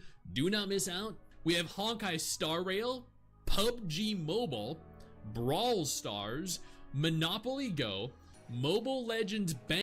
I've never played PUBG Mobile on mobile. I've played PUBG Mobile on PC, though, via an emulator, because I had an emulator at one point, and I was just like, why fucking not? I actually streamed it a couple of times, but it felt dirty, because you just slap everybody about until you got to, like, the last 2 or 3 people where you'd inevitably come into contact with another person who was playing on PC, and there'd be actually some kind of a gunfight there. Even then, a lot of the time, it was a bit rough, because it was usually people who was just playing on an emulator because they couldn't play on PC. But as it goes, the game's kind of good. It's got like a lot of stuff that the PC version should have, if I'm honest. I ain't played PUBG for quite a while now, and I do like PUBG. But when I did play this, it seemed to have a lot of stuff that really should have been in the main game. Bang Bang, EA Sports FC Mobile, Call of Duty Mobile, and I feel like ZZZ's got to be in there, man. They man. are the games that are running for the mobile game of the year. Zenless is not included. WuWa is not included. Genshin is not included. Neither is Love and Deep Space, which is generally considered to be one of, if not the most successful gacha game right now. Like, what? Honkai Star Rail. Yeah, there's one. Biased towards Western games. A lot of them are. Now these games released this year, that's true, yeah. Based off of these, I would 100% say Honkai Star Rail. But the fact that there are no other gacha games that are remotely good quality here baffles me. For mobile casual game of the year. Okay, there's another one. What would you guys rate to be the best casual game? I think it's probably fair that Monopoly goes in there, yeah, because I've been hearing that. Doesn't that, like, make mega money? I think that makes mega money, doesn't it? Of the year. That's a tough one. 1670. The options here are Monopoly Go, Subway Surfers, Royal Match, Candy Crush Saga, or Supermarket Manager Simulator. God damn, that's a game? What? This is a game people play? Why? And he definitely doesn't look like that. You could be doing that IRL and actually earning real money. What the fuck? Oh my god. Why is that a game? I have no idea.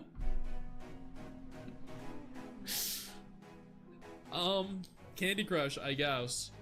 The most casual, best casual game. Probably Azure Lane for me. Supermarket Manager Simulator is clearly the winner.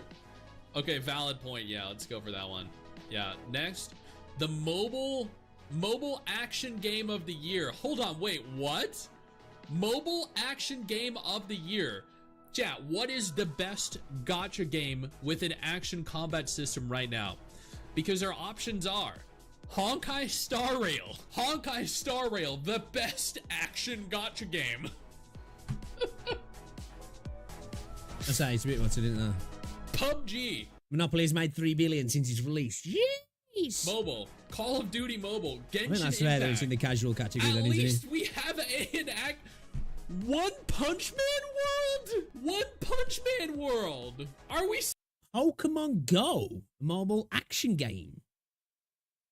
Oh, no. Serious? Honkai Star Rail wins and won another 5-star. The action game with no action gameplay, right?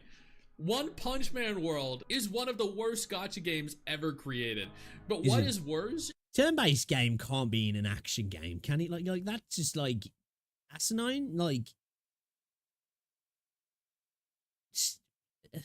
Is that AFK Journey is there. Right? The It's not really an idle action game either. which is actually a turn-based combat system, but Honkai Star Rail and AFK Journey are both turn-based. And then Pokemon Go. These are the contestants for the action game of the year. This is actually an event. Like I'm not even kidding. They have an entire award show. The website seems like it's shit as well.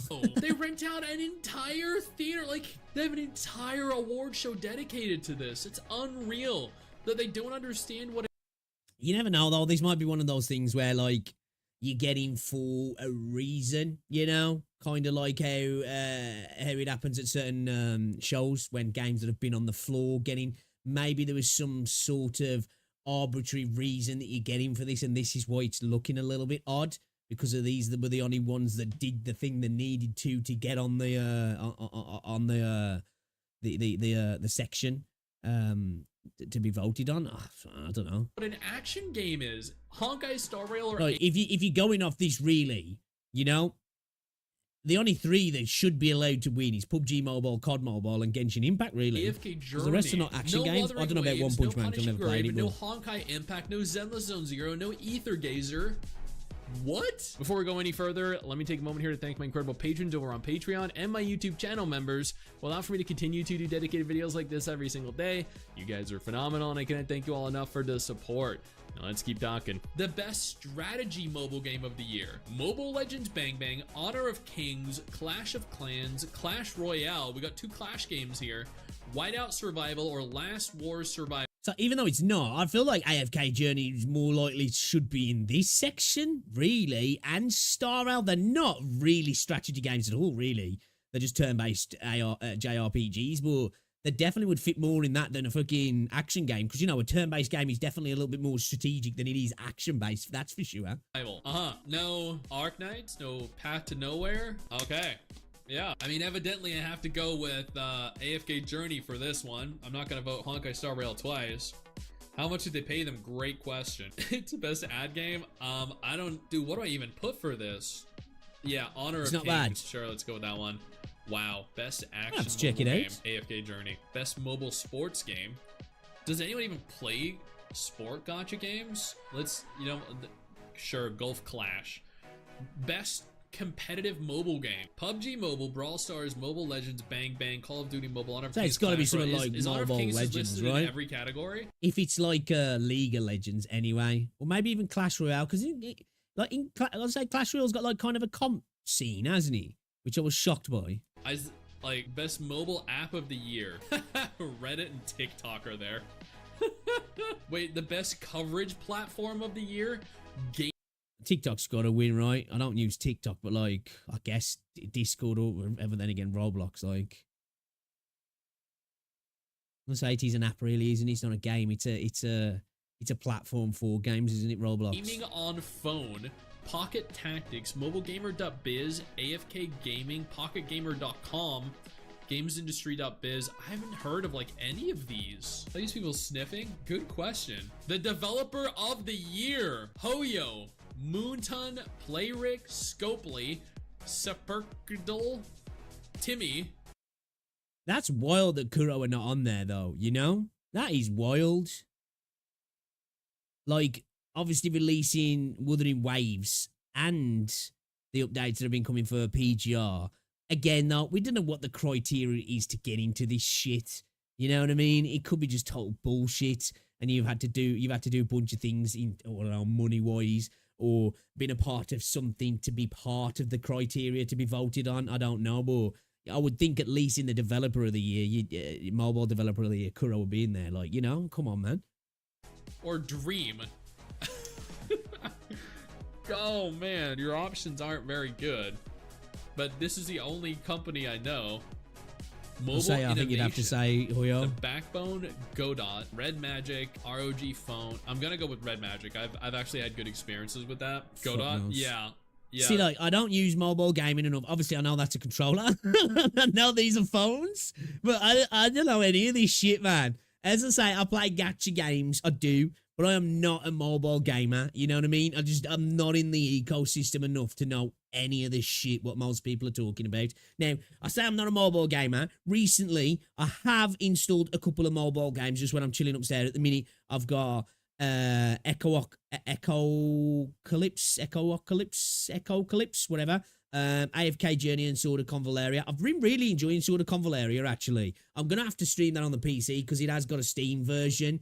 It's a good, like, tactics RPG, you know? If you like things like Final Fantasy Tactics, I think you'll like that game. It's got a total separate mode as well that's not got the gacha system. So, you know, if you just want to enjoy that part of the game, you can, which is kind of cool. And AFK Journey's okay. It's an AFK game at the end of the day, isn't it? That... yeah, Kudo doesn't exist, neither does Manju, Yostar, Hypergriff, like any of the other ones. Live event of the year. So, really? Okay, campaign of the year. Warzone Mobile, India Key Heartbeat, Australian Open 2024 Tennis Clash, PUBG. See, what's this mean, campaign of the year? This actually like the story. Well, it's got to be Operation Day Zero. Oh, right there. So when they say campaign of the year, this seems like a crossover, like not actually like a campaign is in the story section of a game, but just like an advertisement drive, you know, an event, I guess, kind of thing. Because none of these are like really stories, are they at all? Mobile X Dragon Ball Super? What the fuck? The Mr. Beast Stumble Guys? I'm sorry. This, I don't know, man. That is a... Ain't that Stumble Guys like the rip-off of Fall Guys, but it's absolutely killing Fall Guys? Like the Chinese rip-off, but it's like absolutely smashing Fall Guys into the ground. Like, I'm not saying... Yo, Chase, what's going on? Welcome to the stream. Deserved. Hey, dude, man, you good? I'm just saying that entire, like, selection of options is an absolute joke and is... ridiculous. I'm sorry, like I don't mean to hate, but that is ridiculous. Stay sharp. There is no way Honkai Star Rail wins Best Action Gacha of the Year. Right? Or AFK Journey. I'd like to know what's the criteria for getting into that award show, because again, the idea that those games are action games is just fucking stupid. But like some of the games that were in there, it's just like, why is that game even in there? But again, like I say, people that actually did that have never played any of those games. You know, they've been chucking cash. Where do you think you're going? They've been throwing cash at the awards, or they've had to appear at some previous show that the Mobies are involved in. You know, they've got some sort of advertisement gig going on with like a particular you know, like something, you know, like, yeah, you've got the Tokyo Game Show, Gamescom, all those sort of things, you know, maybe they've got some sort of attachment to that, and games that have had booths at these shows potentially gets them into the Mobies, you know, like how you had the actual ones at Gamescom, you got this as well, so you get 2 Game of the Year. We've won 2 Game of the Years this year, guys, just to let you know. How did we do it? Well, we won't get into that, but we've got 2, you know what I mean? It could be something like that, couldn't it? I wouldn't be surprised if it is, because at the end of the day, I think people put far too much stock into Game of the Year anyway. It's bullshit. Game of the Year actually used to mean something, I think, back in the day. You know, when you used to get a Game of the Year edition of a game, and you got all the DLC with it as well, and it was like, it was usually, obviously it's subjective at the end of the day, but it usually was a good sign of a quality game, wasn't it? It was like, right, might not be my favourite game, but there's a good chance that was in the top 5 games of that year. Now, it don't mean shit. It just don't mean shit anymore, does it really? How's things anyway, though, Chase? Good to see ya. Good to see ya. We got anything else to check out here before we get into it? By me. There is this Saint Tontas video, the best co-op gameplay in gacha gaming. I do want to check out this character trailer as well from Genshin. You know what? Wow. We ain't played Genshin. New co-op hologram bosses have been available. Fuck off, YouTube. Jeez. We ain't played Genshin for a while, but that doesn't mean we won't have a look at characters. A character trailer, Zilonen? Fervent Beasts Genshin Impact character trailer. Alright, I don't know how to say that name, but whatever, we'll go with it. Wow, what a beautiful gem. You should turn it into jewelry. We should check the grade first. But I can think of a One thing I will say though, Puyo always kill it with the VAs.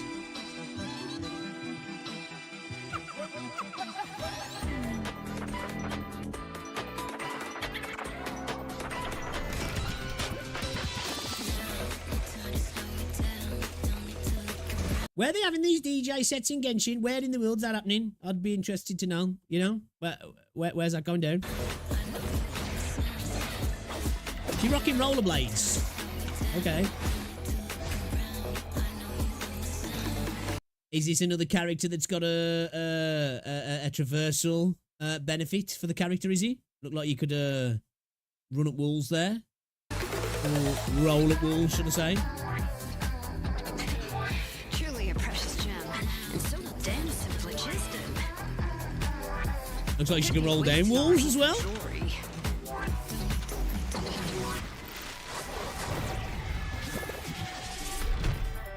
Looks like these Saurians don't miss a beat. Time for a test drive.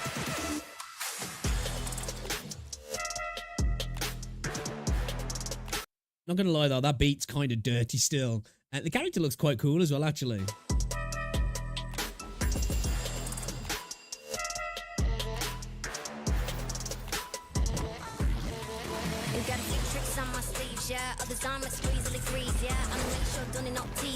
Is the character spitting bars?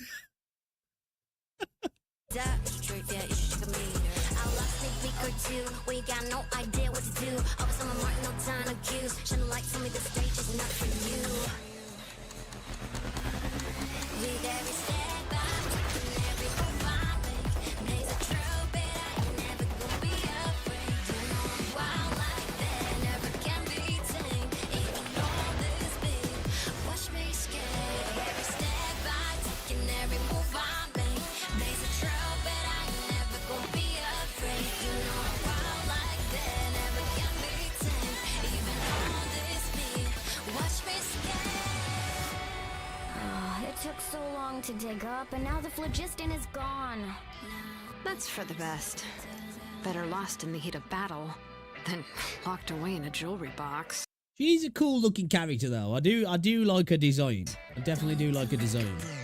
Gems like these are meant to burn. Alright. So much more, down the drain. Okay, decent little trailer. Decent little trailer. Little bit, I must admit, little bit cringe when she started rapping. You know, that was a bit weird, but yeah, cool looking character. It looks like they've added another traversal benefit to buying a character in the game. Looks like you can rollerblade up walls. Looks like you can rollerblade down walls as well. It's typical of Hoyo. Hey, this quality of life thing everybody's been asking for. Nah, fuck that. We're gonna attach it to characters because why not? People will pay for it and then they'll tell you that it's great. So don't blame them. Don't blame them.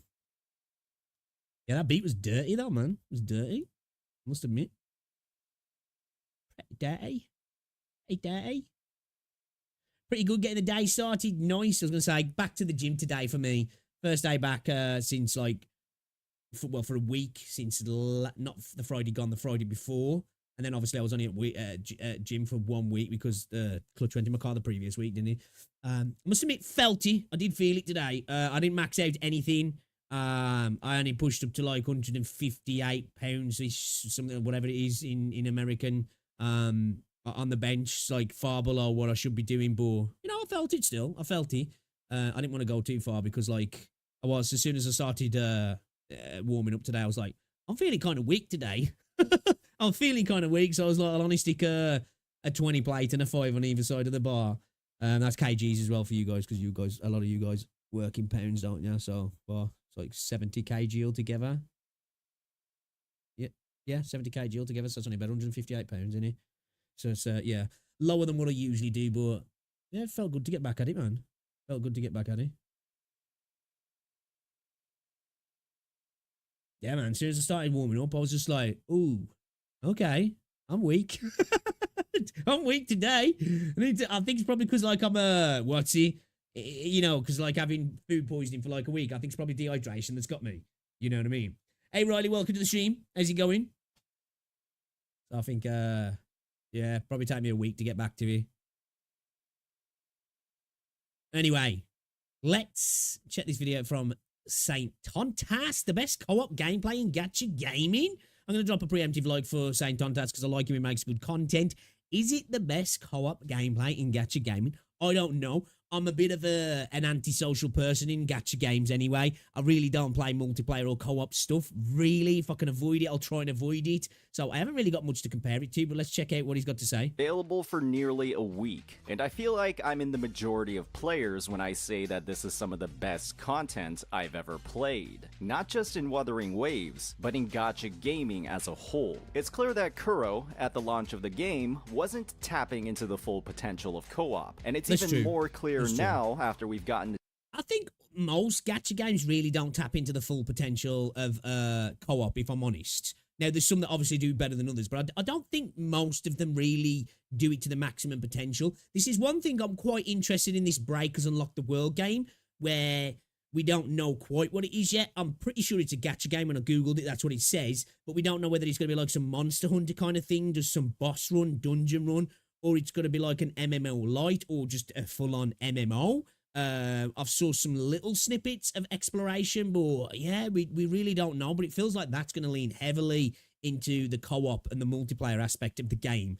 But yeah, I definitely think they could all do some work on that regard. A taste of what this company can cook. Co-op in the gacha action RPG genre has built a terrible reputation across the past few years, with games like Genshin Impact running with no competition at all. There was simply no incentive to create meaningful, engaging, and relatable co-op content. I think sometimes, though, it probably is down to the incentive side of things, but it's like, is it going to generate them much more revenue for the cost? Because multiplayer stuff costs a lot of money. Now, I know a lot of these games run online, you know, they're a live service. So stuff that happens server side, we know that because, you know, we just know that for a fact.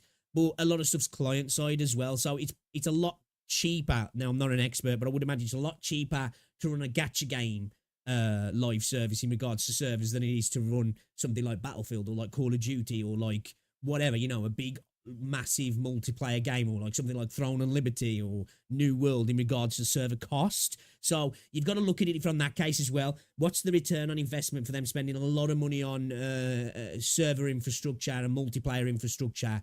What is it going to generate people to spend more money on banners and buy more stuff in game? I don't know if it is. Is it really? Maybe it will. Maybe if you're going to be playing with your friends more every day, potentially the likelihood of your spending might go up. Or I think the cost analysis from a lot of these companies probably look at it and think, probably not worth it to dip into it too much, to be fair. There's a reason why a majority of Genshin's co-op modes are a scattered, random display of mini-games that have nothing to do with the game's baseline combat. Cheaper the Genshin as well. devs know that their combat is one of the most unappealing parts of the game, especially in co-op where you're I wouldn't say that. The Genshin devs that know the combat's one of the most unappealing parts of the game. Although I definitely do prefer the combat in Wuthering Waves. I don't think combat's bad in Genshin. I think it's a bit dated now. It's a different system altogether because it's about the, you know, your attributes, synergy. I forgot what it's called now. But it's all about that, you know, rather than the combat that Wuthering Waves is designed to be. Well, I don't think it's bad. I definitely don't think it's bad. I think it's just different and it's a little bit dated now, to be fair. Locked to a single character. Wuthering Waves, on the other hand, is a game with one of the most fulfilling combat systems in the genre, and the Kuro devs took that work, refined it for the multiplayer environment, and implemented it in one of the most brilliant ways possible. It's so good, in fact, that players are asking for more adaptations of existing game modes, rather than the innovative mini-games that nobody really cares about at all. That couldn't happen unless WuWa's co-op design was absolutely amazing. Not necessarily true. It alludes to that it is well designed, but I just think people want more co-op in general in these games, and in this game as well specifically.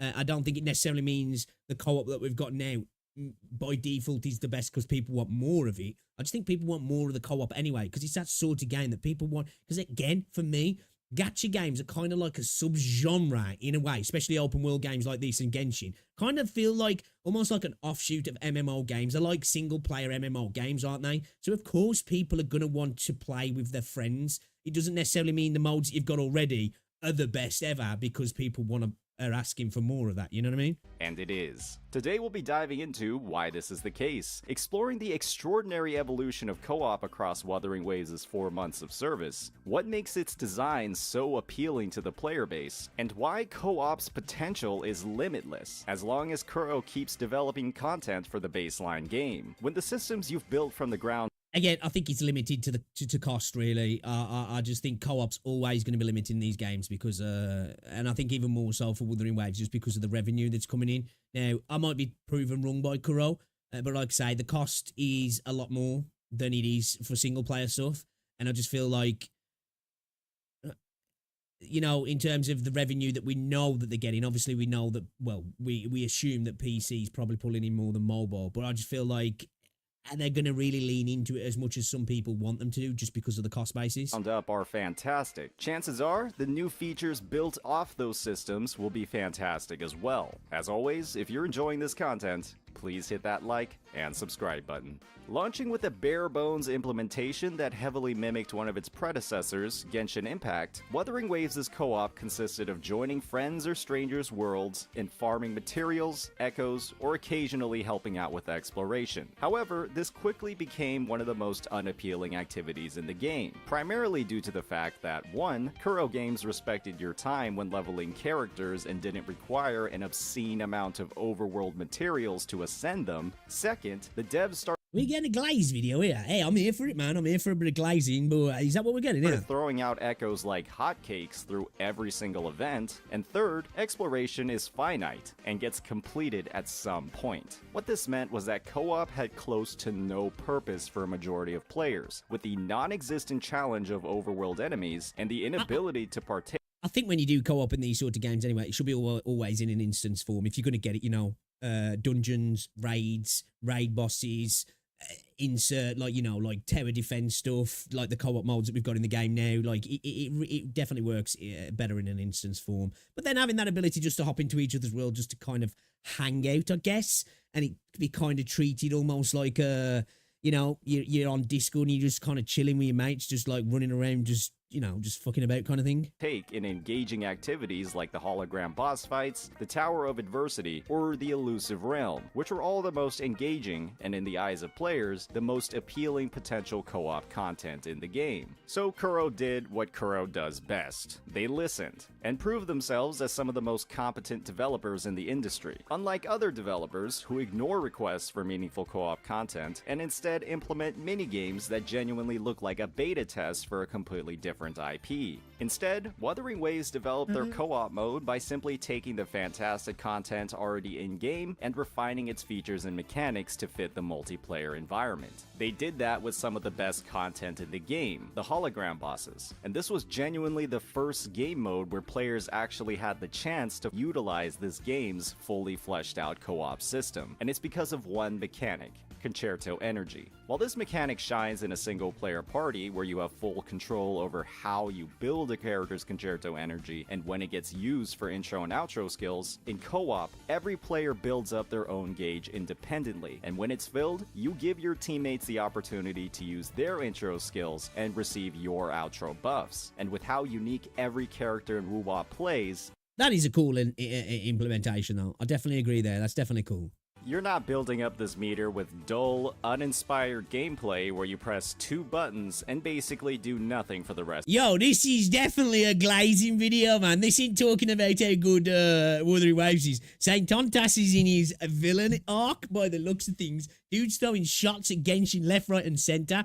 Hey, yo, I'm here for it, but dude, he's glazing hard and throwing shade. So the fight, unlike other games. Everybody with knowledge about WuWa systems knows that these intro and outro skills are some of the most important factors when it comes to performance in combat. And Fairy Tail's finale was the first type of content where players felt an actual need to use these abilities properly. Part of this was due to the fact that Shorekeeper's release lined up with this event. Her incredible buff of 12.5% crit rate and 25%. So I haven't tried out that new mode yet. Is that like compulsory co-op then? That it's not like you can't run it solo. I'm not mad. Like I'll do it. Like, but I'm just curious. Crit damage doesn't function at all if intro skills aren't used. And when bosses in this game mode, specifically in the nightmare stages, legitimately have the potential to 1 or 2-shot you, this gave a massive benefit to running sustainers in any lineup, which was a huge improvement over the all DPS lineups we were accustomed to across the genre. Could you imagine Genshin creating a co-op mode with enemies dangerous enough to warrant a sustainer? You couldn't, because that would cause anxiety for the player base. It's a shame as well, since they already had the blueprints available with their local legends and Spiral Abyss bosses. By creating a need for a sustainer across this content, Kuro also made it very easy for lower leveled accounts to tackle this content as well. All they needed to do was queue up for a random matchmaking, lock in a healer, and let the other teammates do the work. Don't believe me? Just check out all these clears, all with a UL29 level 50 Verena. And even if you don't the hard carry, okay. have a healer, the team's ability to continually respawn. I bet when you're that carry though, and the healer hops into the lobby and you're like, yeah, oh sweet man, we got a Verena, we got a Shorekeeper, level 29. Fuck this dickhead. As long as there's a single player still alive, allows any composition to work as well. As long as the last man standing can dodge like their life and the lives of their other 2 teammates depend on it. What this all means is that Kuro trusts their player base. They're not worrying about a player's crippling anxiety preventing them from clearing the game mode. They released incredibly difficult content with the knowledge that some accounts would not be able to complete it solo, and trusted their player base to collaborate to get it done. And the result? It's been one of the best experiences that I and many players have had with the game, with a ton of fun interactions, mutual glazing of Kuro in chat, and a lot of thanks being given out by these lower leveled players. This difficult content, instead of separating the community, instead brings it together, giving whales the opportunity to show off their insane gear, sweaty players the chance to show off their insane no-hit dodging skills, and casuals the out of a support role to watch their teammates make it happen. It's safe to say that it's nothing short of brilliant, and there's a reason why every player I've surveyed. Is Jian worth pulling? In my opinion, yes. In my opinion, yes. Top tier DPS, Unga Bunga, autopilot kind of character, great CC, great parry, huge hitbox on attacks. You know, I think for me personally, it's kind of a no-brainer. I think it'll benefit anybody's account. Now, not everybody likes his style of play. Some people think it's a little bit too brain rot kind of play and they want something a little bit more. For me, though, I like that sometimes. He's great for sort of like daily content, simulation stuff, you know, tacit fields, that sort of stuff. And he puts out a lot of damage as well for really, really easy. So, yeah, I'd always suggest getting him. Or wait for Camilla. That's something I can't answer, man. That's where you got to decide whether which is more for you. You know what I mean? But Jian's a great character. I think he's really good for any account, to be fair. Has confirmed that this should be added as a permanent game mode with a recurring set of rewards. If you can try and pull for both, then you know, but if you're having to choose, then I think you got to look into what you want more. The visual effects of teammates. And to be fair as well, we need to see what Camilla's kit's saying. Yeah, we don't even know, you know. There's the idea that she's a DPS. Some people's thinking that she's not going to be DPS and it's more about building the Havoc side of things, because obviously we've got a lot of DPSs now, and it more might be just building out the Havoc team, but we don't even know what role she's going to fill yet, so it's hard to say, really, to be fair. But I'm going to be pulling on Camilla, that's for sure, just for the waifu meta, and I'm probably going to pull on the Jian banner, because I've got him anyway, and I do want some Yoo-hoo copies. So that Jinsei isn't flashbanging the entire team every time she uses an ability. Overall, the incredibly positive reception to this mode has only opened the door to more content in the future. Many have been disappointed by the lack of news regarding the elusive realm across version 1.3. Yeah, I think this is where Kuroa's slipping in my eyes, because obviously I'm biased because I think the Tower of Adversity is mid. I definitely think they're slipping on the elusive realm. I think they should work as much as they possibly can, even though it's going to take a bit more work to make it permanent and to make it reset more regularly and just to add more to it, because I think it's the best part of the end game, in my opinion. Now, I know some people will have differing views because some people want that little bit more spicy kind of content, and we can, you know, if Kuro keep doing this, they can make the elusive realm more difficult, you know, add some actual difficulty to it. That would be nice. Yeah, the tower's mid. Holograms are great, but obviously there's no resetting of those. It'd be nice if you got some resets of those as well, and you can add affixes and buffs and debuffs and just add a little bit more to it rather than you setting a challenge for yourself in regards to the teams you're running or trying it solo. But yeah, I'd definitely like to see more done with the Depths of Elusive Realm, in my opinion, because I think it's the best part of the game, and it sucks when it goes away. And it sucks that there's just not more to it as well, because it's a really good part of the game, in my opinion. While the new co-op event has addressed part of its absence, many are still eagerly awaiting its return. There are many that have theorized that Kuro's working towards adapting this mode for co-op as well. And when we factor in how they'd have to streamline areas like meta... They should adapt it so they add dungeons to the game. Whatever way they've got to do it, just add dungeons to the game. for selection, character upgrades, and all those other features to account for the multiplayer environment, it would make sense that this edition would take a lot more development time than a single patch cycle. As Wuthering Waves continues to add more and more fantastic new game modes for single player, we can only hope that those that are well received get adapted for co-op. We've gotten a taste of what this game mode can offer, and it's safe to say that many players can't get enough. See, like, yeah, this is where I disagree a little bit. I don't want to see them worrying too much about making something like the Depths of Elusive Realm be co-op friendly. Now, I get it, some people want that, but I'd rather them spend more time on improving things like the Depths of Elusive Realm, adding more stuff to the game in regards to more end-game content and better events, rather than taking these events and instead of expanding them, just being like, right, how do we implement co-op? I guess maybe I might be in the minority there because I don't really care about co-op in this game. But I would rather just better game modes for me rather than taking game modes we've got now and working them into co-op as much as possible. Who knew that when your game's baseline combat is amazing, the co-op battles are amazing as well? As always, if you enjoyed this content, please hit that like and subscribe button. Peace out. Yeah, good video, man. I ain't even tried the mold yet, so I can't really say too much about it. But yeah, there's definite maximum glazing going on there, which I'm not against. I glaze Kuro myself sometimes because I like them. But yeah, I don't want to see things like the Depths of Elusive Realm, time taken away from expanding that mode and maybe potentially getting it more to a permanent state and a resettable state, taken away from that and poured into like, right, let's make this mode co-op. I think there's better energy to be spent in my eyes personally. And I think the cost basis as well, because I think the more stuff they add co-op to, the more it costs them. Again, maybe it doesn't, or I just think from a network's point of view, if more people are playing co-op, it's going to cost Kuro a lot more money to be running stuff. And, you know, I don't think it's necessarily going to bring more money in, potentially. I guess, I don't know, though. Great video, yeah. Just check out Saint Tontos, guys. Get on the pool. Giannis, I'm surely going for Yinlin. I don't know. It's hard to say. Like, I never feel like telling people, oh, well, you should go for this character, because at the end of the day, you might potentially be spending money or using stuff that you've stacked for a while. All I'll say is that hold up. All I'll say is that Jian is a really good character. Again, as I say, very young bunga, but he's great for anybody's account, I think. You know? It's one of them ones I think you need to look at it and be like, you know, if you got to make the choice, you got to make the choice. Because I'd hate to say, yeah, get him, forget Camilla, you pull for him, and then you know you're having to say for Yinling, Camilla drops, you miss it, and you find out that, shit, should have done that, you know? It all depends on your style of play as well. Because I'm one of those people, I'm not a min-maxer. End of the day, I want fun at the game, you know what I mean? So, like, for me, like, waifu meta, fun meta, out-prioritize the meta all day long.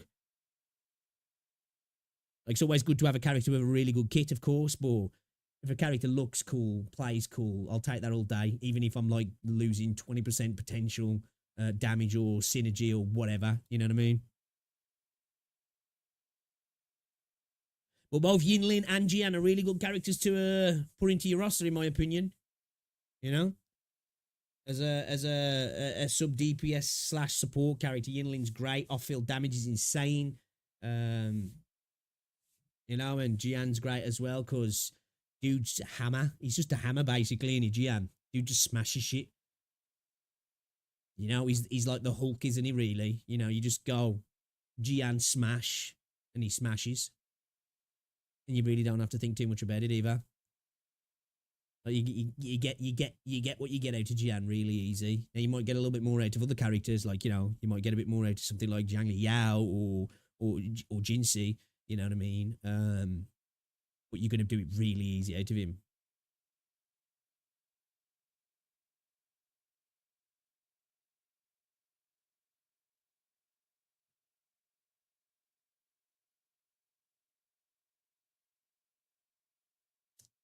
What do you lot think of that Breakers Unlock the World then? Is this something you're going to check out? I wonder if it's going to be free to play as well. It's supposed to be coming out this year. I just don't see how it's going to come out this year. See, Breakers Unlock the World is an upcoming, brand new upcoming anime RPG gacha. So it's like, okay, so Google says it's a gacha game, so it's got to be, hasn't it? Because like I said, Google never lies. Or if it is a gacha game, is it going to be an instance dungeon runner game? Is it going to be something a bit like Grand Blue Fantasy Relink? Is it going to be something a little bit more like Monster Hunter? Is it going to have like an MMO light vibe to it? Is it got any open world elements? I don't think it has. I think it's going to be a lot more linear. I think it's going to be instance runs and connected areas to bosses and story beats and stuff like that. It's obviously got a hub world or a hub area, or at least one that we've seen so far in the game. But it just makes you think, is this game coming this year? Because everything I'm looking at, it says 2024. We've got fucking 2 months left to 2024. I feel like we would have had some announcement of a release date by now if it was coming now, wouldn't we? And potentially saw some stuff in English as well.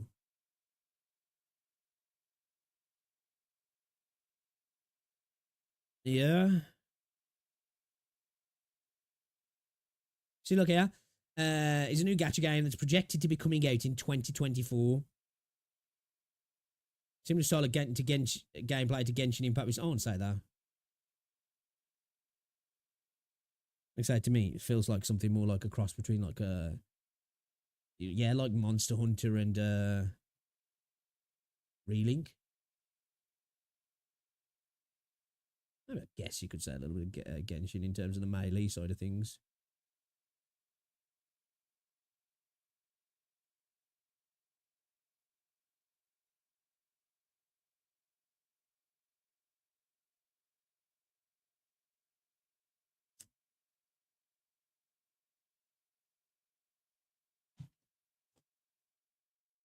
I know character building resources are adjusted for the.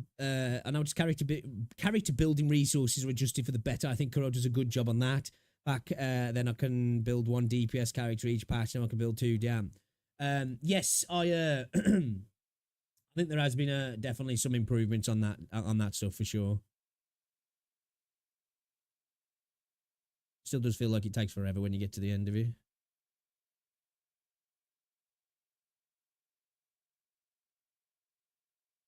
That's one thing I will say for me. You know, I'm very critical of Wuthering Waves because I like the game. But I think everything pretty much is trending in the right direction, isn't it? Well, I guess apart from the revenue on on mobile. Dude, it keeps doing this at the minute. When I up my volume and then get to close out, the game locks up for a few seconds. But yeah, from gameplay point of view, I think everything's trending in the right direction, which is a good thing. Definitely a good thing. I did buy the podcast as well. Had to be done. I had to do it. We do want to try and see if we can get C2 Shorekeeper. I haven't done her up yet because I haven't finished the story bit yet, so I haven't got to the boss to be able to get a match. But we've got C1. We want to get that C2. I would like to get that, and then I'll be happy. I'll happily then start trying to stack again for, well, I would say Chameleon, but we're going to be pulling on the Gian banner just to get Yoo-Hoo, really. And then hope we get a copy of Gian again. I wasn't too bad. Wasn't too mad. I got a C1 and then I failed a C2. But I got Verena, which as somebody who's a Verena enjoyer, getting C1 Verena's pretty nice actually. So I wasn't too mad about that. 2 seconds, I'll chat. I'll be back in a moment. The moment at hand, this very moment, is the best of our lives.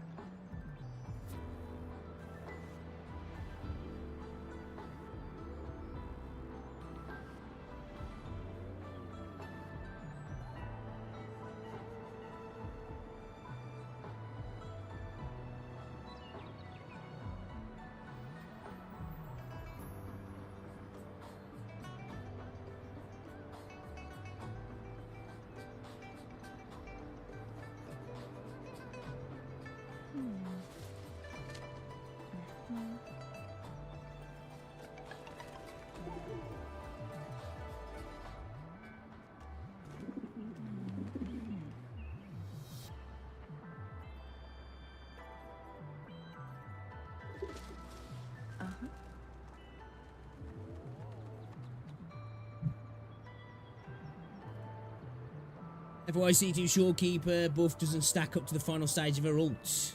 Oh, really?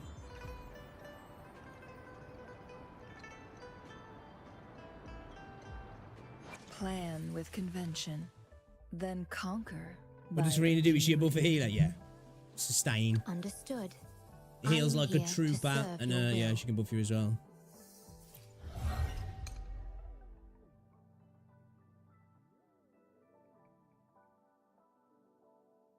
It does include you. What's that? That'd be crazy if you didn't. What's it? C3. Casting Resonance Liberation, End Loop, Grand Shorekeeper, 20 Concerto Energy. This effect can be triggered once every 25 seconds. That's not too bad. Some additional healing bonus when casting. Shit. Shit, dude. Yeah, like when you've got her seed up, man, she can bench Arena. Set the range of the pulling effect of the basic attack stage 3 by 50%. That's decent as well. Increase the damage multiplier of intro skill discernment by 42%. Casting intro skill discernment increases Shorekeeper's crit damage by 500%. Holy shit. Fuck. Bro. I thought I got her C6'd.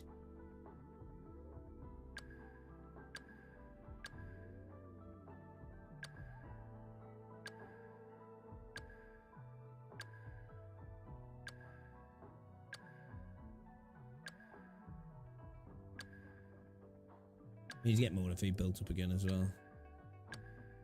So yeah, outside of Calcharo, Verena, sorry, Shorekeeper is the only premium character I've got a copy of now.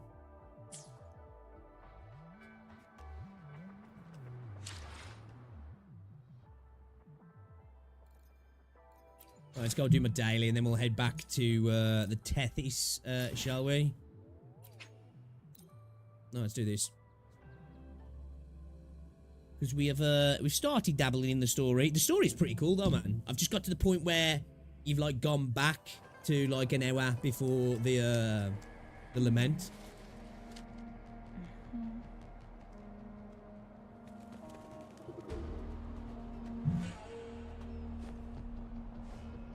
Game has to do his lag every time. Take 4. Guests of the unkind. Yeah, he's lagging. And the input delay then.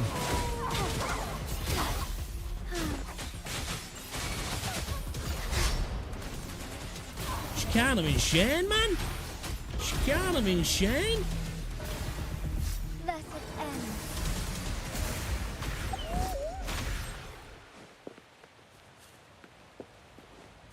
Alrighty, alrighty. Oh, there's a chest there. Let me go get that chest. Might as well while it's here and showing up, you know. We need to head to the Tethys deep, though. Where is that? A different approach. Up on the roof. We don't need no rollerblades. We don't need no rollerblades here. All paths converge. Oh, we're lagging.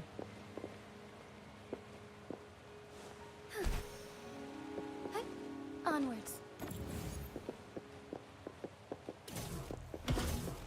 Soar against the winds. Oh, I could try it. Oh, I could try it. You got anything else to pop on it?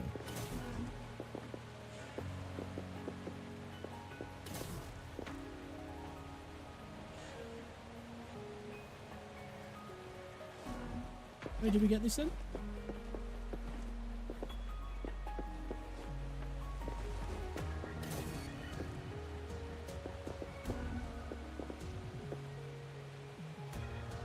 Am I being smooth brained here? I probably am. The next you want to build, character you want to build is Baiji. She literally invite. Yes, yes. I need to build her up actually. Why is my restream not working? We just ignore this in chat. Okay, that's weird. Your comment didn't come through. Why is that? Comment only come through on YouTube, Chase. That's weird. The last one did though. Yeah, I need to as well, actually, because I've got, May I pray for anything specific for you? I've got to Why that point hesitate now. if you know what you want? And she's not a terrible character, actually. I'll give her some shit, like, but she's like, you know, she's not terrible. I do need to build her up myself, though. Could we get a good weapon for Verena?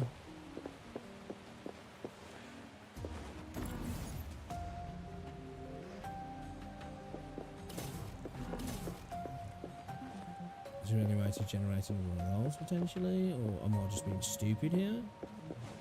Soar against the winds.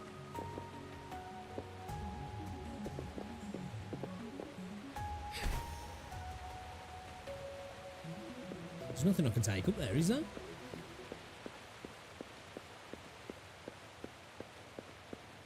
Yeah, that's cabbage in my head, that is, you know.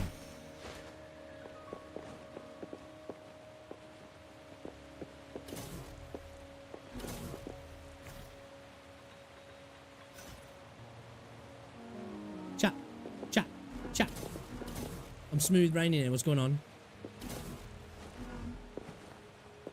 Right, whatever. We'll come back to it. Alright, let's get to the 10th is deep then, shall we? Let's get to deep. Let's get to deep. It's working. Yeah, Twitch is coming through. I don't know if YouTube's... If anybody's in the YouTube chat, say hi.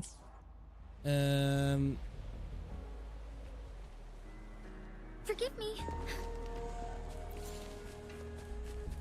Doesn't seem to be coming over to the... I shall lead the way.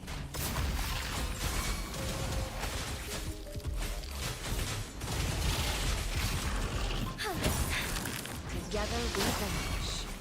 Perish in flames. Together we fight. Bask in starlight. Bask in the sunlight. Sever!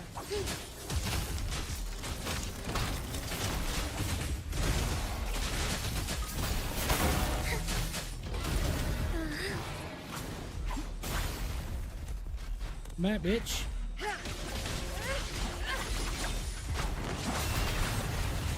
Make it fast.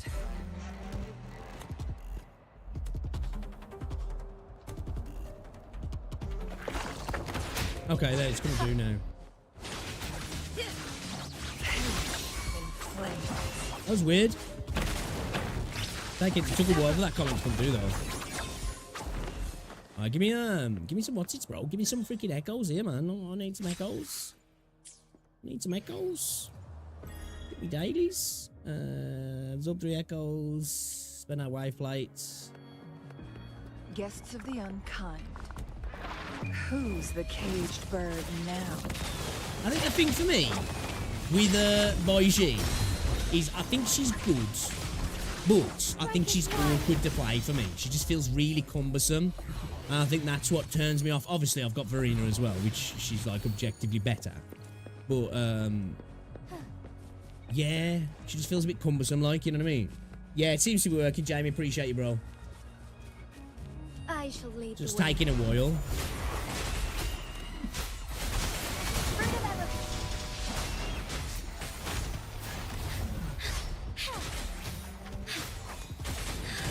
Moment of awakening. Thunder guide us. Yeah, I need to get my, I need to finish off 1.3 so I can get a leveled up.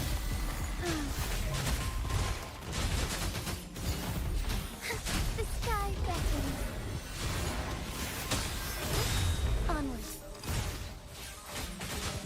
Sacred light.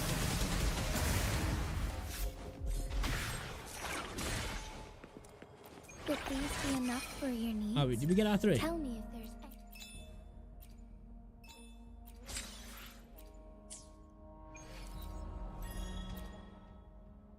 No, we got 2. Alright. One of these is gonna give me 1. I shall lead the way. You're gonna give me 1. Lend me your strength.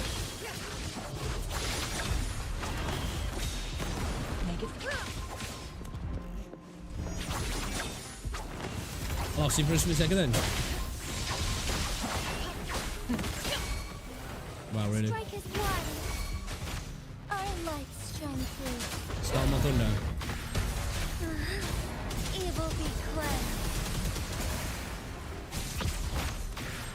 Oh, stars, heed my calling. Yeah, yeah.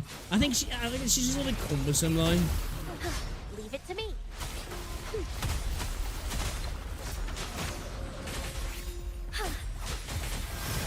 Forgive me. Like I say, by no means a bad character at all. You know, for a free healer at the start of the game, you know, she's great. I suppose, like, for me, like, you know, once you get Marina, it's just like, why would I go back? Beckon the divine flames. Separate. You know, other than the need to Energy. have a second sustainer for something like the Terror or something.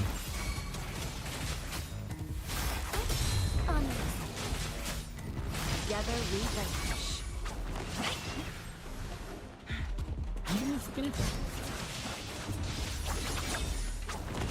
Together we fight.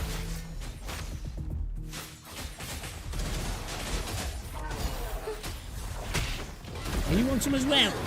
One then. I'm feeling generous. Hey, there we go. Sacred light.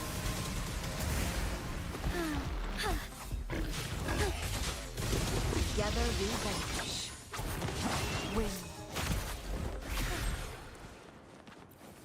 Please, hello. Onwards. I need to try and be active on this passive stuff. The weapons on this one, what is it now? Increase attack 4% upon dealing basic damage and heavy attack dealing stacking 5 times effect less.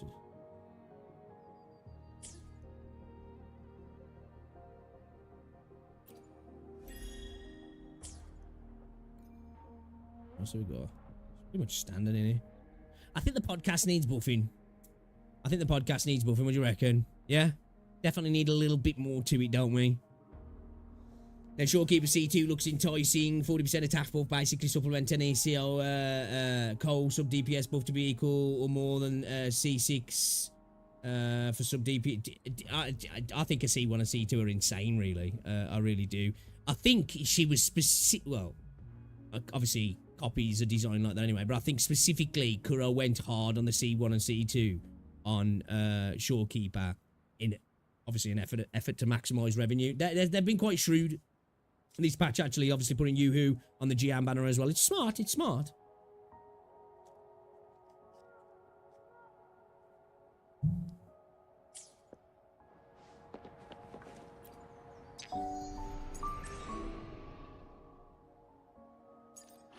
That's that co-op thing, yeah, that fairy tale. No, like, we've done all that. I need to do them trials as well, actually. I haven't done any of the tower yet. I will do some of the tower. It's just, it doesn't interest me at all, man. At all. You know? Where are we going? Yeah, that's where we want to be. Let's go. Let's go, then. Let's go.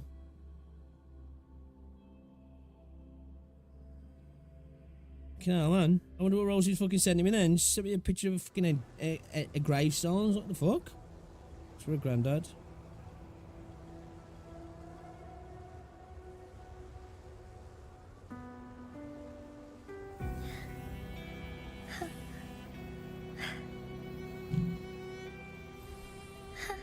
Dude, I love Jinxie. I do. I really like her. Alright, where we going? Where we going? Where am I heading to?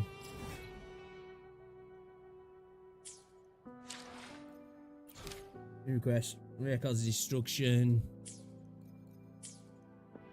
I'm not in the Tethys Deep. I need to get to the Tethys Deep, don't I? That's where I want to fucking go.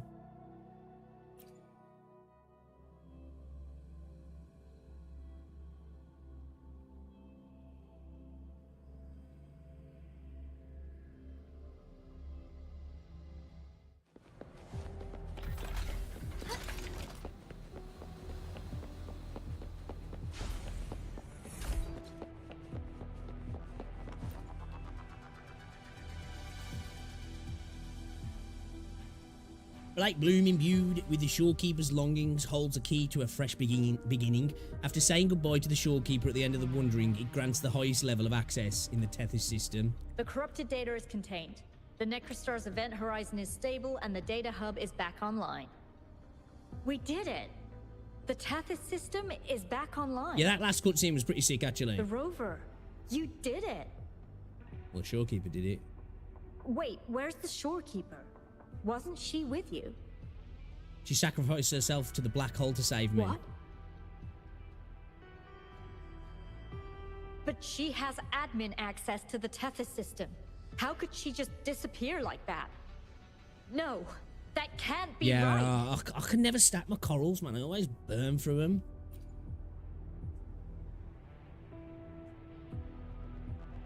Wait, what if she's still in the process of falling? What do you mean? She's getting spaghetti-fied.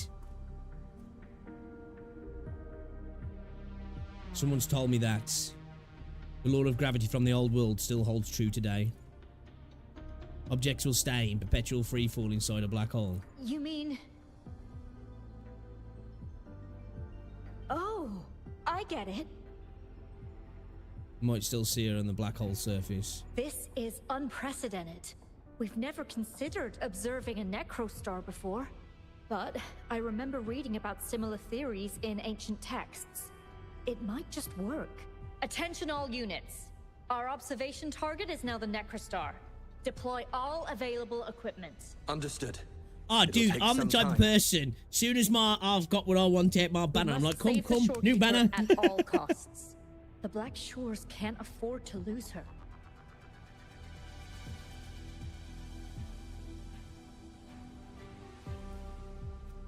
Mom, we've pinpointed the shorekeeper's location in Tethys. Oh, he called her Mom? It sounded like he said Mom. And not just her. We've identified the relative positions of everyone captured by the black hole beyond the event horizon. To rescue them from the Necrostar, we'll have to redesign it using the principles of the New World. In other words... We must fight against the Tethys system. But the Tethys system's programming is impeccable. Almost otherworldly. Is it really possible to do that? Everything's possible. We still need a decoy with the highest level access to divert its computational Bro, what are those shoes, dude? Ugly ass tennis shoes? I'll do it. No, it's too risky. I'm sitting on 21,000 asteroids and 35 premium rolls. premium The rescue rolls. will succeed, and we can't afford to lose another member. How? And there isn't anyone with higher access than the shorekeeper. I've got like 60. I've got like 60 fucking asteroids. Some shit. Pardon me. Tethys, confirm my access.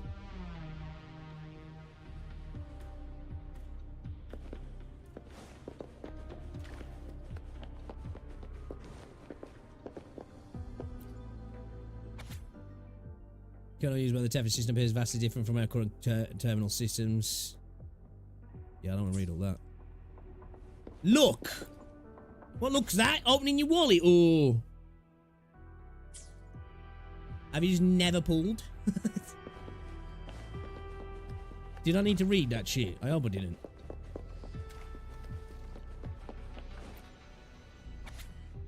I need some of that luck. Gives me some. I got easy support of it. I didn't long swipe not long ago. I bought the battle pass. I bought the asteroid pass. To be fair, I only spent 15 quid this patch on pulls, so I could spend more on pulls. Me and Rosie are supposed to be going to London now. If I spend money on what? How do you have top security clearance? The shorekeeper transferred her access to me in her last moments. She gave you her access? Are you somebody important that we should know about? Bitch, I'm the rover! Wait. That ancient prophecy. In times of great adversity, the shorekeeper will reveal herself and support our true leader. My guy knows. At the destined moment, will rise to save and guide the Black Shores forward. You are the... It's not important. Our focus now is the Tethys system. Members of the Black Shores have followed Tethys' calculations and commands. Even the shorekeeper herself is used as a pawn. But humans shouldn't be treated as mere tools. History teaches us this, and we should never forget it. Rover's voice direction's definitely got better, hasn't he? Flawless, just as no human is perfect. That's why we have the right to question Tethys' decisions.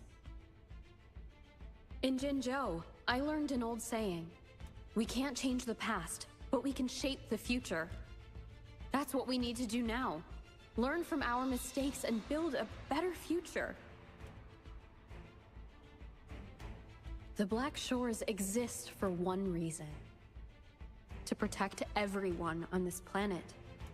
Because people are the heart of civilization. Well, okay, well, what is the We can astral fix modulator broken now? systems.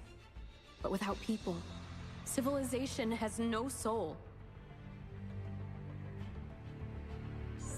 Sorry to jump in, but I couldn't help overhearing what you've been saying. Consultant Alto? Do what you have to do. Leave the ground area to us. And I'm a lock streamer who got hella lucky as every character limited since launch of basically 10-30 pulls average with 4 out of 6 banner winning 50-50. Yeah, dude, I see some people who just don't fail 50-50s, man. I can't remember who I was watching the other day. Oh, fuck, who was I watching? And he went through his pulls, and I think he pretty much has won every 50-50 he's ever had in the game. And I'm like, Dad, what? Something's wrong there. I need that. I need that. To be fair, I get decent luck in this game in regards to my 50-50s anyway. I only lost Jinsei. And... who else? Jeji. Jinsei and Jeji.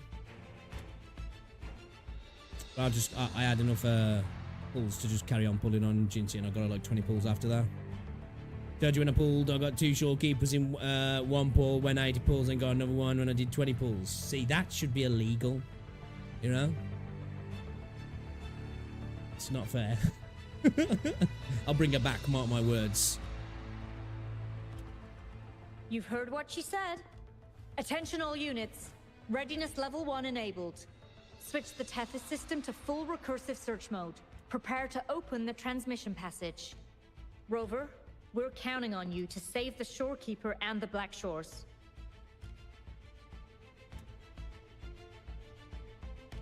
Yeah, boy.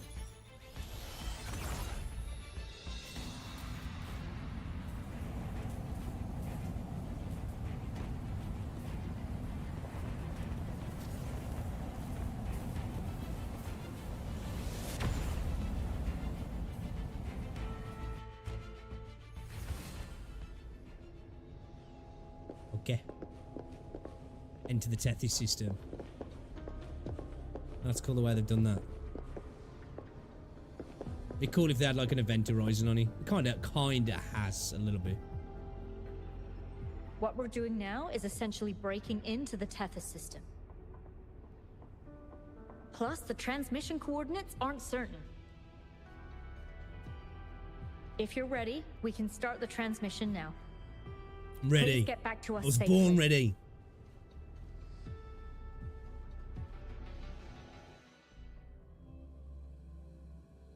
Gonna have another Doctor Strange moment.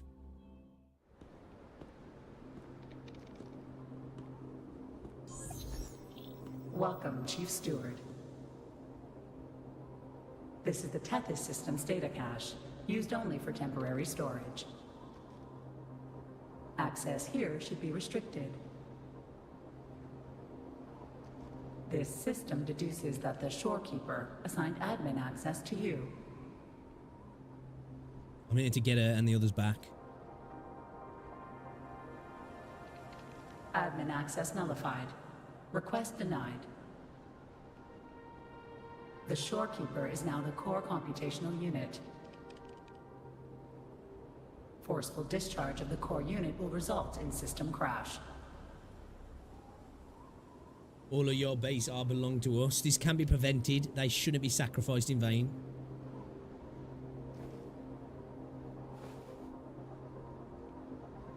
Objection. All sacrifices are necessary. The purpose of human civilization is to survive. Over the past 10,000 years, a total of 5 global occurrences and over 300,000 regional occurrences of the lament have been observed. Holy shit. Thanks to this system's calculations and the Sentinel's data, we have averted all potential threats to human civilization on Solaris.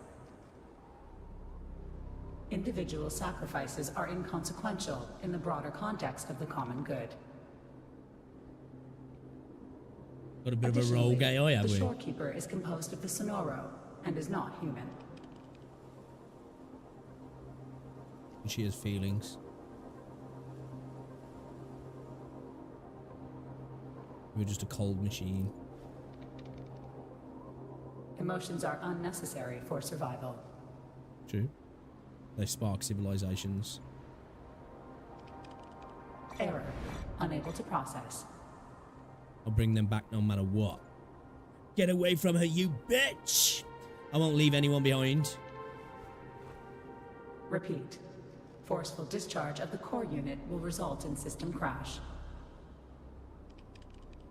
A world without this system is doomed to perish in the lament. I'll fix your error. I can fix her. She wants to kill your friends. That's alright. I can fix her. I've already found the solution. Correction. This system is designed to preserve human civilization. Every command is infallible. We save the world by holding on to our humanity. An apathetic supercomputer can't be our savior. Error. Unable to process. Last warning. Forceful discharge of the core unit will activate the defense program. Consequences will be severe. Bring it on!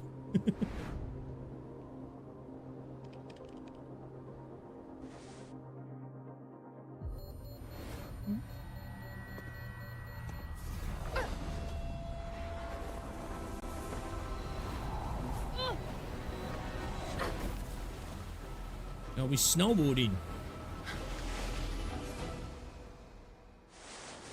Oh, let's go. Snowboarding. Oh, shit. The future ahead is frozen in cold silence. Be careful. Okay, this is kind of cool. Some QTEs. Alright. Please, leave here. Oh, we can hear her. Is that actually her in front of us? Use the What the fuck was this? The earth rent asunder. The world reduced to ashes. Okay, this is cool. Dude, visually, this is stunning. Confirmed. Chief Steward. Oh, shit. Please go. Don't look back. Yo, Kuro, we're cooking with this. What the fuck? Must protect you. Oh, that was sick. That was pretty sick, actually. My story ends here. Holy triple A. Keep going.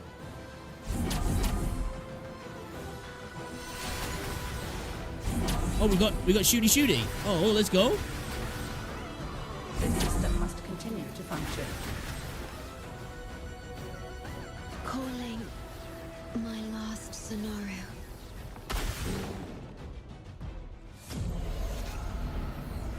Target confirmed. Chief Steward.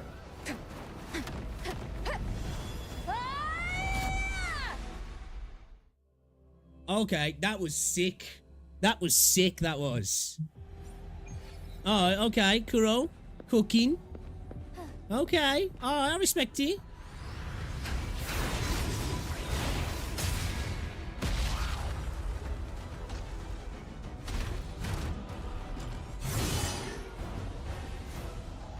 Leave it to me. Initiating master command. Okay, a bit of solo voting, yeah? Oh, shit. One more time.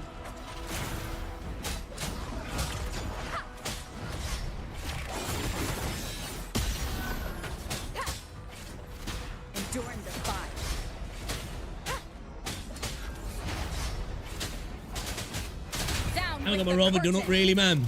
This system must continue to function. Dude, the train, that was sick. Especially when the other train comes across, like, that was fire, that was. That was so cinematic. No hesitation. We got a stand situation. Alright, big boy. Alright, big boy. Alright, big boy. Alright, big boy. Obey. Nowhere to hide.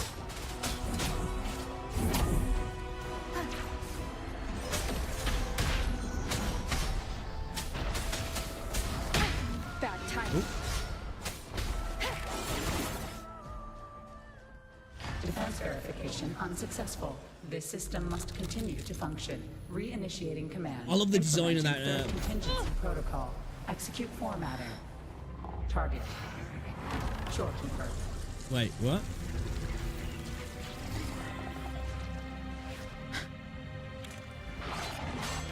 Formatting. 37%. Formatting. Yo, she's trying to format the bitch. Formatting. 85%. Formatted. The storekeeper will be the new computational unit. Only this ensures system continuity. It is the only way to defeat the lament. You better let her go! Okay. This is peak.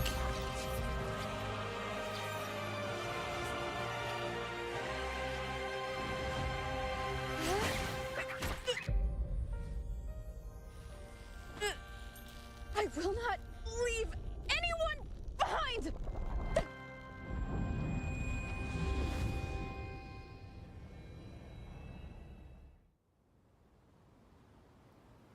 Yeah, stood up on the back of my neck then.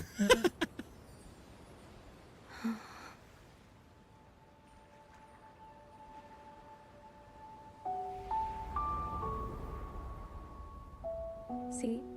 Just let it flow out of you. Like this. You can do it too. Come, give it a try.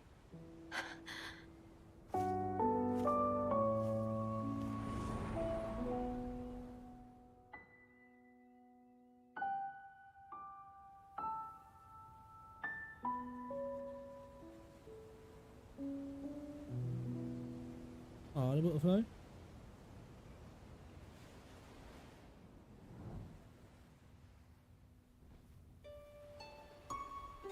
No, you shouldn't be here. If you get integrated into Tethys, you won't be yourself anymore. That won't be a problem. Tethys and the Black Shores will find another way. Someone kept this from me. Didn't they?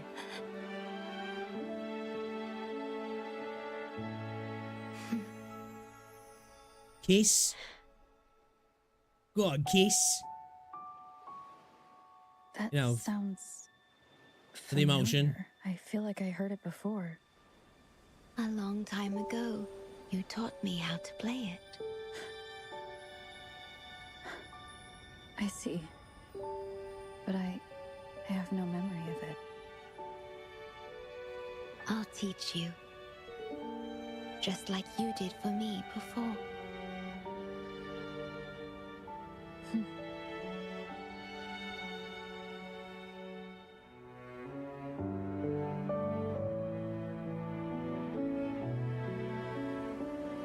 Wish I could play the piano, actually.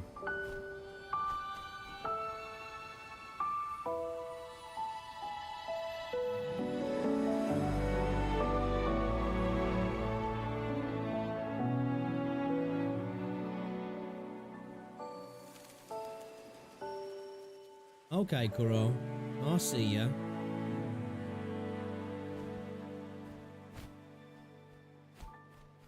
Yo, these devs deserve some kind of award at some point, don't they? Like a proper award, because like... And I know we were saying earlier, awards nowadays don't mean shit, but like, holy shit. From the distant past to the far future, everything begins and ends here. When you established the Black Shores to unite Solaris, the tether system already existed. Who's cutting onions, right? Later, you discovered it relied on emotions from the lament to fuel its calculations. Without them, it cannot function. Using the lament against itself is like walking on a Mobius loop with no end in sight. So it would never really stop the lament then, would it? We have tried for millennia to break this cycle, without success.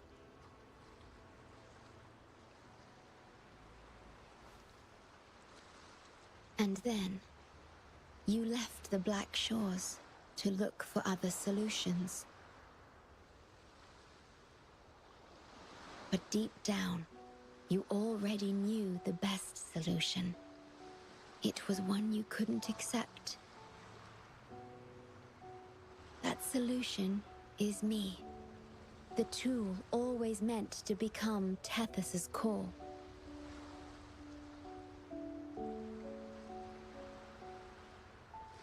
If I don't do this, you, as the modulator of this system, will be chosen as the core.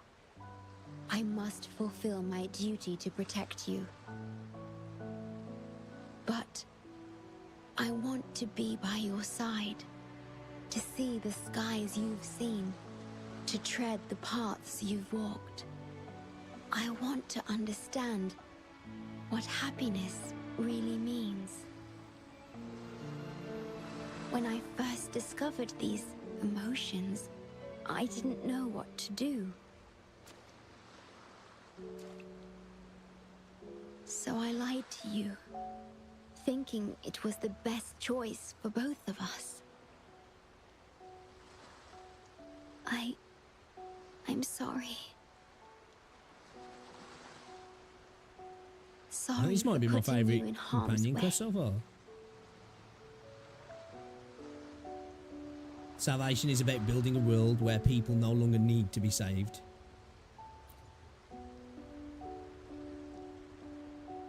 This is why we return to this shore.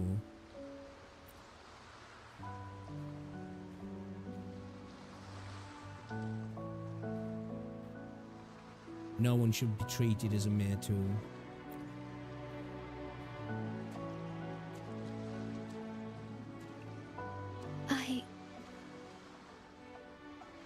We're back at the shores. Now back to our home.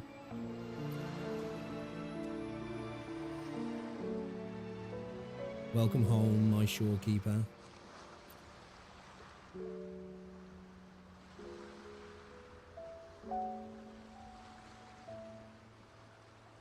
What's in my pocket for later?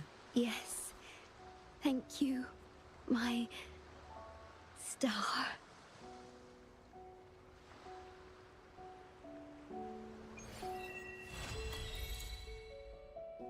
Alright, okay. Cooked. Cooked. Kuro cooked. That's a gorgeous vista as well. That's gorgeous. Damn, bro. Kuro absolutely cooked. Holy cow.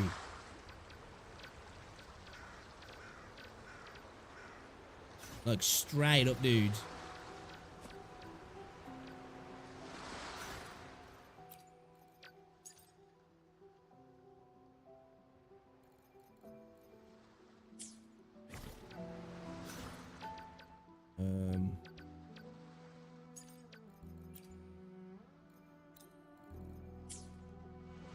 I want to get a picture.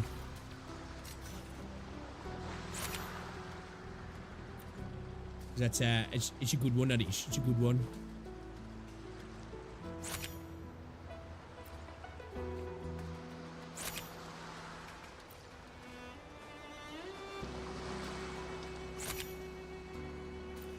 Yes, sir. Yes, sir.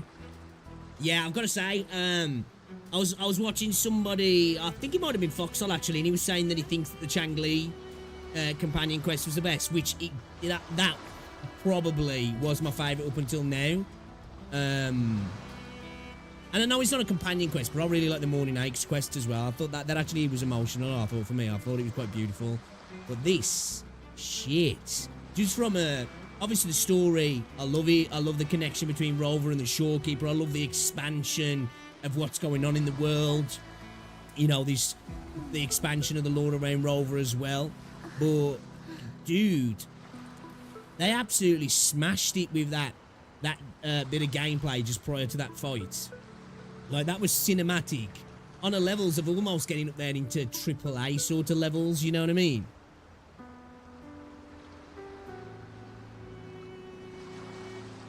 That was top tier, man. That was S tier content. Where are we here? Because this area is gorgeous. Like, I just feel like wanting to stand here and stare at the vista because it's beautiful.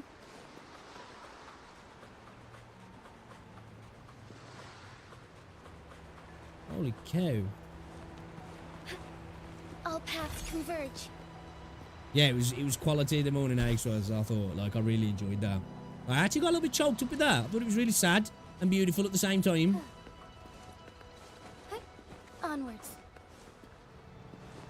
No gacha games. I'm telling you, like, they absolutely, like, this is what I say, even though I don't put any, anything into award shows because they literally mean nothing nowadays for most of them. But, like, the guys at this company deserve some recognition because there's some talented people working at Kuro. And I'm not just talking about Wuthering Waves, because PGR as well, but the writing's vastly improving, the direction, the story, the world building, the character design, the music. Obviously, I know the music's separate, but still it's under the company. The set pieces in the gameplay, they're pushing the envelope in the gacha space. They really are. This is why I think this game, when it drops on PlayStation, it's going to shock a lot of people on PlayStation. And I think a lot of people in general who probably don't play gacha games, because they're going to get exposed to a gacha game that really, apart from the gacha system, doesn't feel like a gacha game. Now, obviously, you've got all the systems in the game that obviously is a gacha system in terms of your dailies, your farming, all that sort of stuff. But just from if you're just going to play through the story, which there'll be a lot of people who'll be happy to do that, I would suggest to try this game out when it comes to PlayStation. If you're just a gamer that enjoys a bit of story content, this game is fire. And when it comes to PlayStation, you're going to have some amazing content to fly through as well. It's peak gacha, this is. Peak gacha. Yo, Stutzer, what's going on, dude? Welcome to the stream. But that was great. I really enjoyed that. Can't wait for RTX to come as well, because this area just feels like it's built for it. I shall lead the way.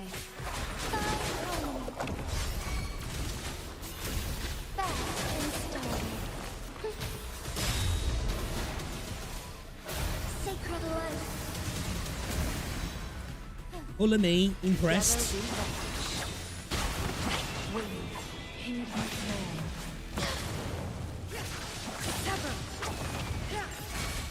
Leave it to me. Strike is one.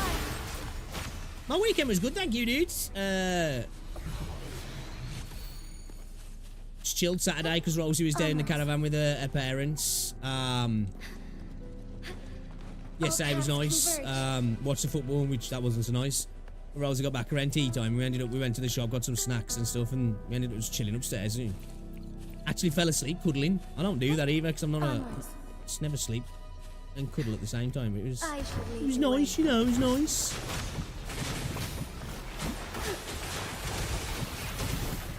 Yeah, same here there, Chase, to be fair. That moment then, I was just like, holy cow, dude.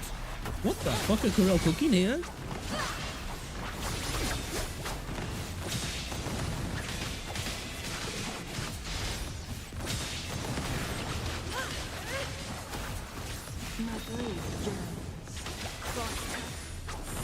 I just feel like people who play games like Genshin, if they've like played a bit of this game and like, yeah, not for me. I just obviously, at the end of the day, it's preference. I just feel like they're missing out on so much greatness. What was the chest there?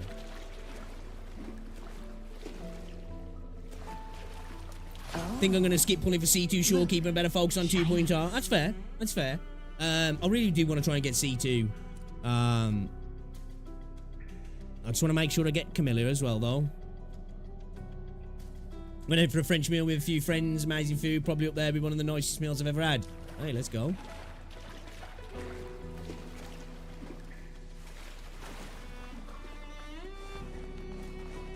Sounds like a nice weekend then, dudes. Alright.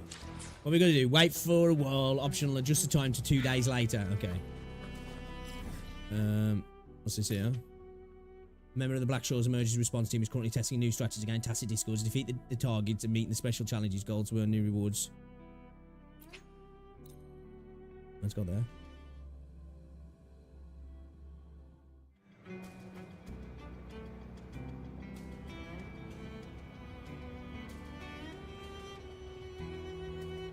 Have you been playing Silent Hill, have you, dudes?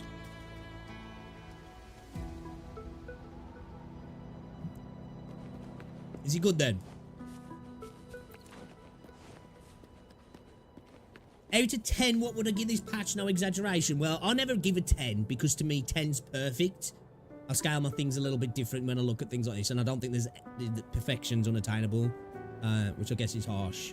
Like, to me, anything like I do sometimes like to do like 9.5s, 8.5s, you know, the point. So I think for me, if you get like a 9.5 from me, it's perfect as it gets. The moment at hand. This. So far from where I've played of it, is the best of our lives. Obviously we haven't finished it yet, but I'd definitely give it an 8.5, 9. And that's high for me. That's high. Because like the way I look at it, anything above 5 is above average. Once you get to above 7, you're talking really good. You know what I mean? So I'd say so far I'd give it an 8.5, because just with the lore expansion, those set pieces that we just got then was fucking great. The story for Shorekeeper, I absolutely love her. I love the voice acting. I love the connection between her and Rover. I'm loving the environment so far. Some of the gorgeous vistas that we've got to see as well. I've really been enjoying this. So I'd probably say an 8.5. 8.5. Heed my guests of the unkind.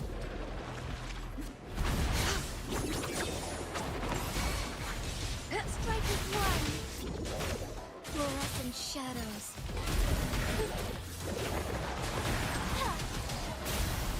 Blessed end. Heaven ordains. Banish all vice. I've been watching, have ya? By myself, not we over the weekend, just trying to search out a few system classics to revisit. Yeah, I mean, I've been really, like, I'm in this zone at the minute where I want to get a Switch, but I don't know whether to wait. I'm missing everything she's saying here. I don't know whether to get a Switch, wait and get a Switch 2, because, like, that's supposedly happening, isn't it? And it's like, when's it going to happen, though? Because there's more games I'm seeing on the Switch, and I really want to get a Switch. So I can game upstairs and in bed, like. But, like, I'm like, might as well just wait, I'm thinking. It's not like I desperately need it at the minute. I've got like PS1 and PS3 and PS4 upstairs. I don't really want to get a PS5 just yet. I've got no desire to get one. I do want to try and get my hands on a PS2 again. I might hook up the PS1. I need to get an adapter though to work on the TV for the PS1.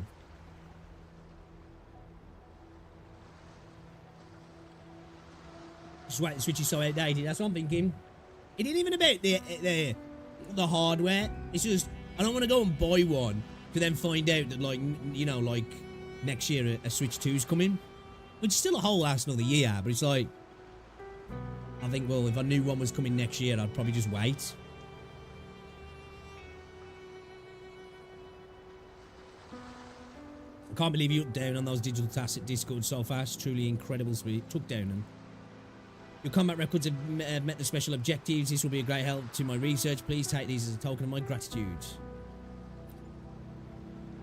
Oh, my apologies. I got carried away. I'm Yoram from the Black Shores emergency response team. I quite like her character design, actually. She's kind of cool looking. I like her outfit and everything. She's actually a cool looking character. I'm researching combat strategies against tacit discords. The challenge you completed just now is part of my research. As you can see, I've set specific challenge objectives with corresponding rewards for completion, but it's probably too difficult. I've only gathered a few valid records so far. Many gave up after a few rounds, complaining it was impossible to complete. Given the situation, could you please complete the rest of these challenges for me? Excellent. I've sent you the coordinates for the other challenges. Is this that retro thing? I'm looking forward to witnessing your combat skills. Yeah, I really like her design, actually. Yoren's Tactical Trial. Goal 1, dodge 1 attack, knock over 6 Hortoys 6 times. Finish the trial within at least 30 seconds left. Would these be enough for your needs? Okay. Tell me if there's anything else you want. Ooh, chest. I just saw a new remastered version of all my favourite PS2 games, and currently it's the only PlayStation I don't own. Yeah, it's all I've not got at the minute. I've got apart from the PS5. The lands of PS1 and a massive collection of PS1 games. My PS3 is absolutely stacked of games. It's one of the main reasons, actually, why I was gutted when my PSN got hacked. I managed to get it back, like.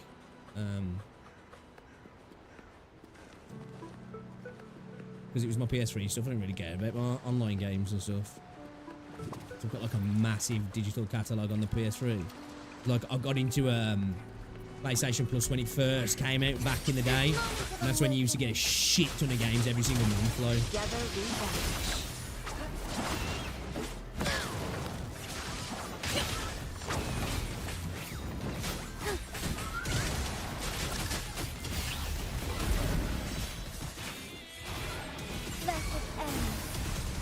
PSing is still rid of the Concord tax.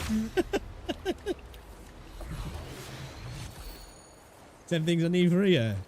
Novas.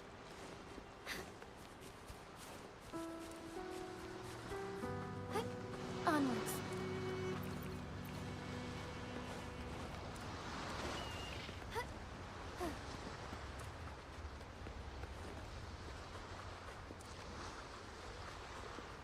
I should lead the way.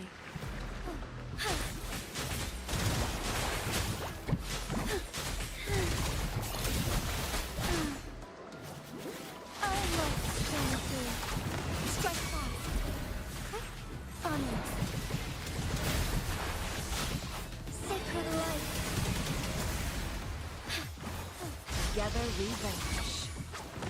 Crosscut. Sever.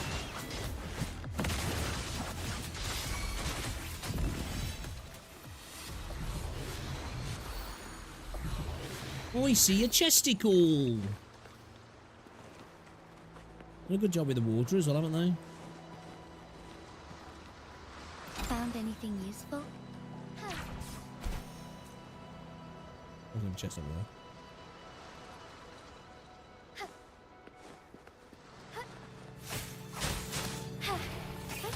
Onwards.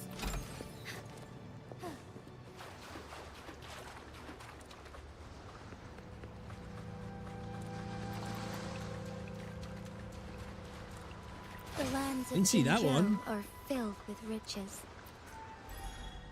That stuck by me. I'll do weekly, 30 collectibles.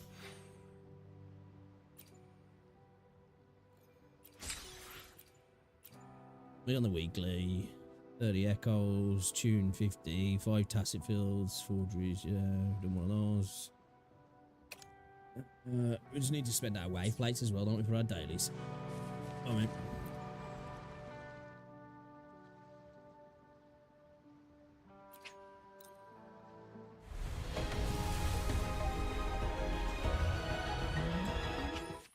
Game fucking hates me.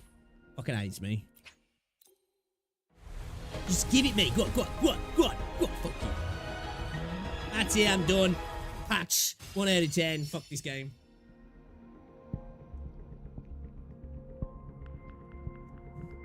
Do you think they'll tie upcoming skins with the improved battle pass? So, if the rumours are true about the first 2 potential skins coming to the game, one being Jinsei and one being Sanhua and hers being free, that could be a thing. It would be kind of cool if potentially maybe they had outright skins that you could buy, that stayed in the store permanently. If, you know, for like 5 stars and stuff maybe, and even for 4 stars, but then had some that were just on the battle pass. So I don't know, let's say like 20 to 30 pound for a skin for a 5-star character, comes with a weapon skin, VFXs, all that sort of stuff. But then obviously 4 stars be a little bit cheaper, but maybe I have some 4 stars go into the battle pass as well. So that's a way for people to get access to cheaper skins via the battle pass as well, or obviously to be a select character. Or maybe you could choose between 2 different characters at the end of the pass, something like that maybe. That'd be cool. Whether or not it happens, I don't know. It'd be a really good reward for the battle pass. I think it'd make a lot of people spend on the battle pass, to be fair. I don't think we'd see 5-star premium characters in the battle pass as skins. I shall lead the way. Together we vanish. Triumph through sacrifice. Strike is one. Perish in flames. Who's the caged bird now? Right, never say never with Kuro. Onwards.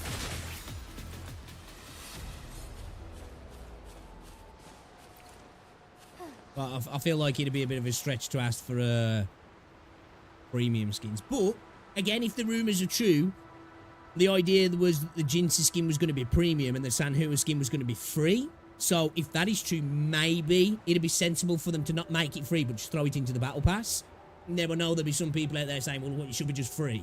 And I'm not saying I would be against them doing free stuff, but I'm just talking for the sake of their business. I think it'd be a really good way to get people to buy the battle pass. Maybe have improved weapons on the battle pass, but have a skin at the end as well. Like, take the weapons. I don't know. I don't know about maybe adding more levels to the battle pass. Maybe they could. Maybe they could add an extra, like, 5-10 levels to the battle pass. Or they bring the weapons forward a couple of levels. So, instead of getting the weapons at the end at 70, potentially, maybe you get weapons at 60 and then the skins at 70. I think that'd be really enticing them for the battle pass. And if this idea that the weapons are going to get a little bit of an improvement as well, you know, they're going to be almost like a 4.5 star, so they'll be a little bit better than the standard 4 stars, but not 5 stars. I think that would really be an incredibly useful pass. Then you're getting a better set of 4-star weapons. You're getting a 4-star character skin as well on the battle pass. You know, I'll buy the thing anyway, but for me, then that's a must buy, really, isn't it? Really good bang for your buck as well. And that way, then it's going to almost guarantee a massive increase of reoccurring revenue for Kuro.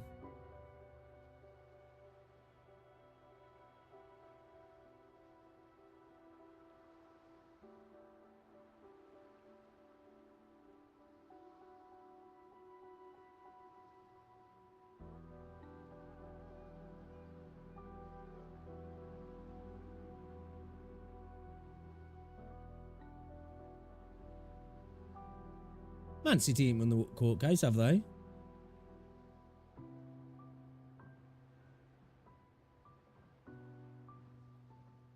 Mark Goldbridge just fucking clickbaiting.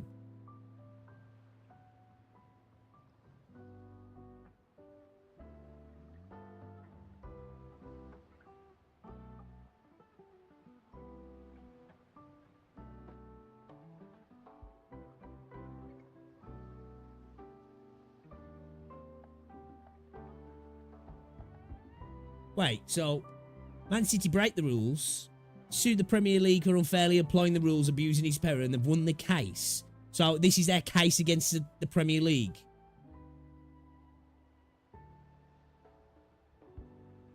Wow, okay, the Premier League's done for then, man.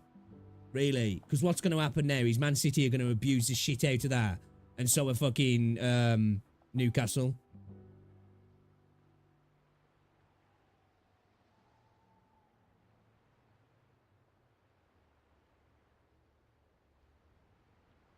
I thought they'd won the 115 cases thing then. It's got fuck all to do with that. But still, that's some bullshit, that is. Such a scummy club. Such a scummy football club, man. No heritage, just pure fucking oil money, fucking plastic club. Premier League should be ashamed of itself. Need to get some better legal fucking representatives. Yeah, makes sense rather than just a $30 price tag, yeah. I don't know, I couldn't see myself buying skins for $30. Yeah, I get that. I totally get that. It's expensive. I think you got to look at, though, if you're getting a full-on character skin, weapon skin, and VFXs for the character as well. I think if you're going to look at the market value, I think it's fair. I'm not saying it's cheap, because it's not. Skins have got absurd now. They're not microtransactions anymore. They're definitely not. But I think it's a better system than it going into being a gacha skin system, because I think then we get a lot of trash skins, and obviously you're going to end up probably spending more money in the long run, ain't you? Oh, there's no gacha skin, those things suck. Yeah, agree. Random online games. Maybe $5-10 maybe. Hey, you know what? I agree with you. I'd like skins to be at that price, but I just think in the general market now, character skins, like, you know, on games like Fortnite and other games, I don't know what the prices are on Fortnite now, but most skins in a game will go anywhere between, what, 10 to 15 quid, 15 bucks. But then if you add in the fact to go that extra level, and that'd be like VFX effects, weapon skin as well, I wouldn't be surprised if it was anything plus past 20 quid. Yeah, right, trust me.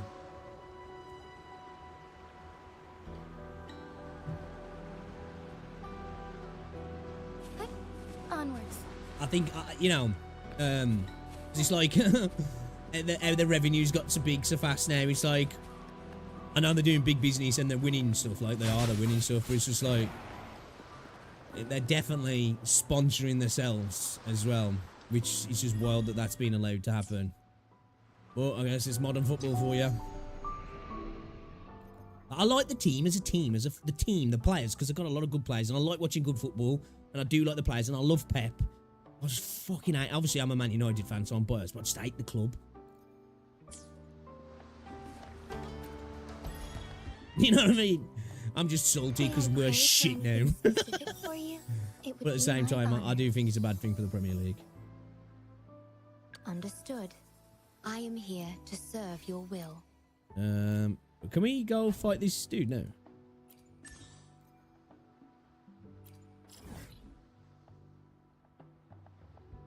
Can I actually go fight him yet? I'll get that. I guess that's there, but it's not showing him up, so I'm assuming maybe not just yet. Let's have a look.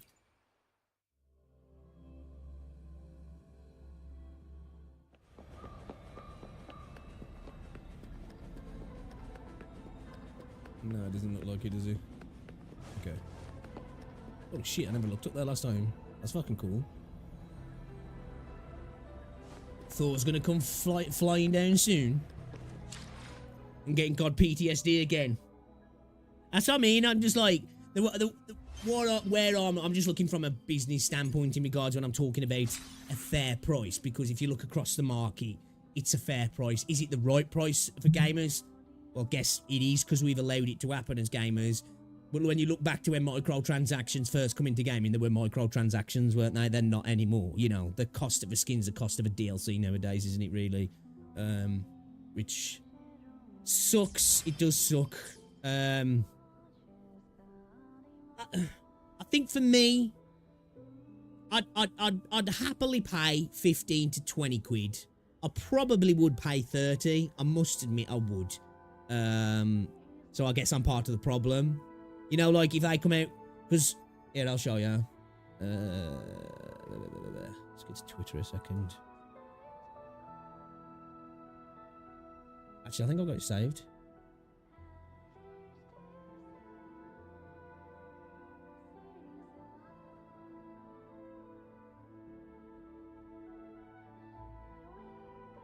Here we go. Check that out, yeah. You know, something like that. Now, obviously that's just a colour swap. But something in that regard, right? I'm more talking like, you know, PGR skins, like, you know, something a little bit more than this. Something like this with some VFX and a weapon skin. I'd pay 15 quid for that. You know? I'd happily pay 15 quid for that. But if we went a step further and say, I don't know, trying to think of a character, Jinsei. Let's say Jinsei, right? Imagine Jinsei with like an armor suit on, kind of like Noelle, you know? So she looked like a freaking paladin knight kind of character. And it was like intricate and obviously not just a palette swap. It was like a full-on new character mesh. I'd probably pay 30 quid for that. And I wouldn't be too mad. I'd feel stupid and I'd get buyer's remorse, but I'd probably still do it. Now, if something like this, I'd pay 10 to 15 quid because it's pretty much just a colour swap at the end of the day. But it looks badass.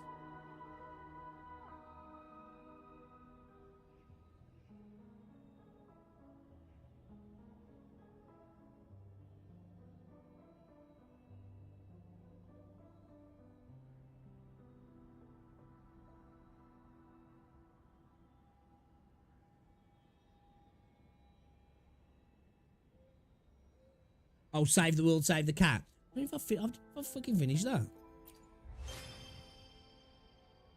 Is that in exploration, that?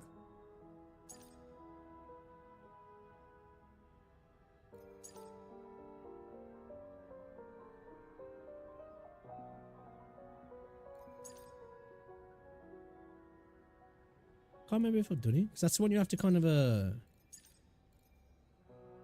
just kind of like wait to come up, don't you?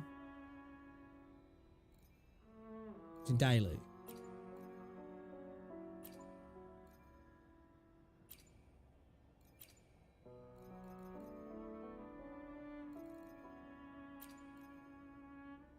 Where can you actually find it in here though? Oh, here we go. Complete all of the quests, save the world, save the cat. Yeah, nah, I ain't done it. I've done some of them, but I ain't done all of them. One that's like random in it there, just pops up on your dailies, doesn't it?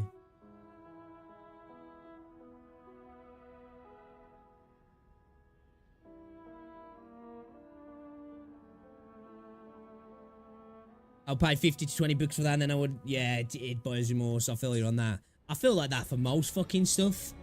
You know what I mean?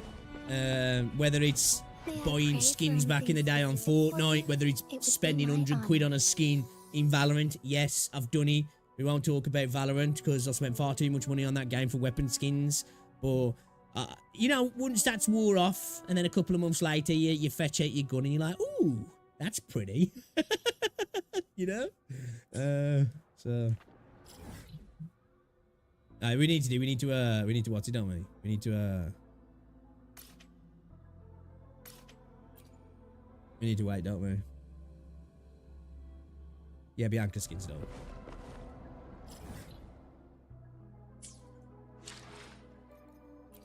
Is it 2 days I need to wait?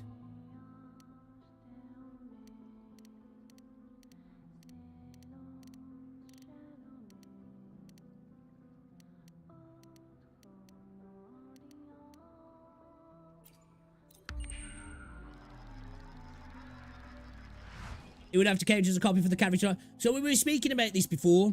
We were saying that if a skin came to the game, that would be a cool way to do it. So it added something to the skin that it counted as like a C1, or if you were C4, it counted as C5, C6, whatever. But you could only do it once, so you couldn't just keep buying the skin over and over again to get like C6 a character. But you could get one copy.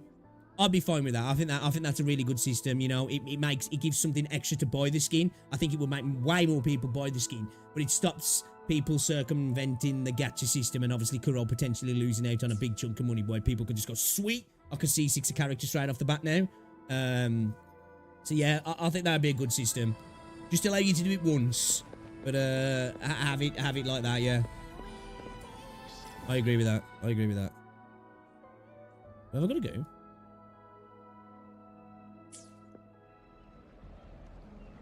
Into the greenhouse and find the shorekeeper.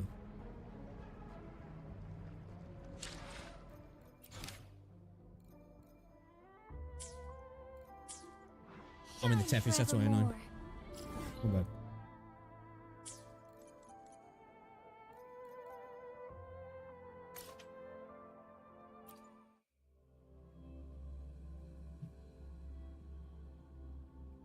But yeah, I think that'd be a good system.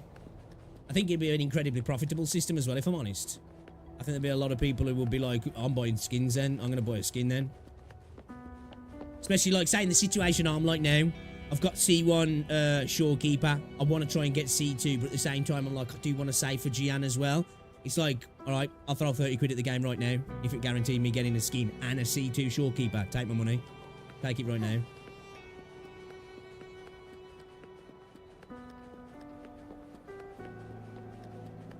All day long.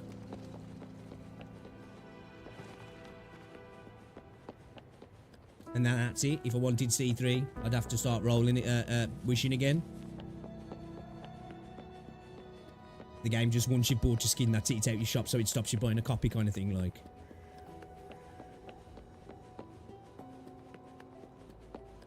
They could add a gift system in then as well. So if somebody wanted to buy a gift to a friend, they could do that. Well, that'd be cool as well.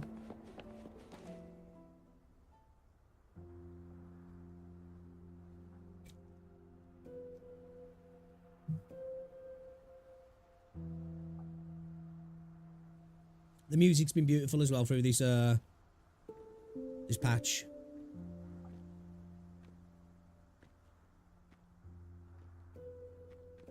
About that frequency dwelling within you. Oh yeah. She did mention this before, didn't she? Yes.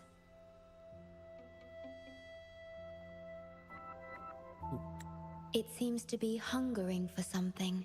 Everything. Have you ever felt anything unusual? Abby's been unusually quiet these days.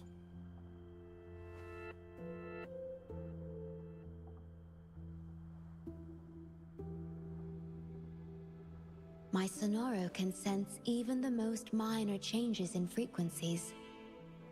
So I can tell that there's something strange about that frequency.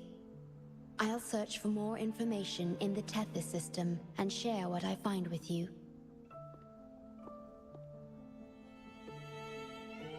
Oh, is the Tethys system now?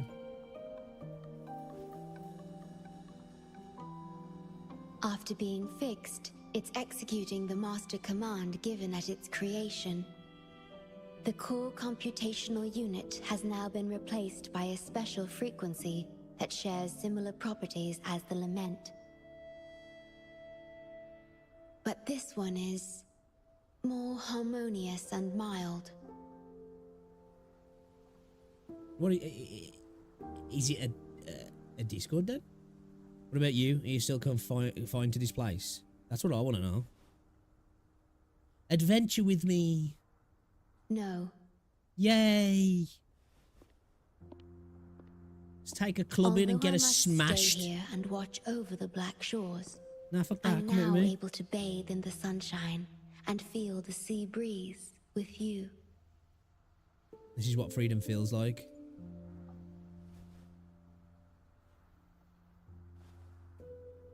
It feels delightful. I Mail know deleted. you What mail have just your got own deleted? journey to finish. You can entrust the Black Shores to me, and I'll carry out my duty as always. You have the full support of the Black Shores. Yeah, I bet no it's matter hot as where fuck you in are there. Or how far you go. And, despite all the many names you bear, I see you for who you truly are. Wherever your path leads, I hope to walk it with you. I love her voice. The woman's Irish who plays her, isn't she? She's actually kind of hot as well.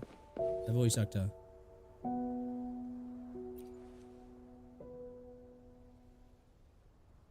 Yeah, that's a couple. It's a shame you can't change while you're sitting down. You know?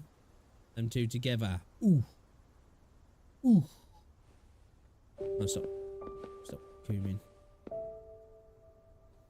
Enjoy 1.3 is just a shorekeeper got jealous at Rover always go on adventures and collecting new...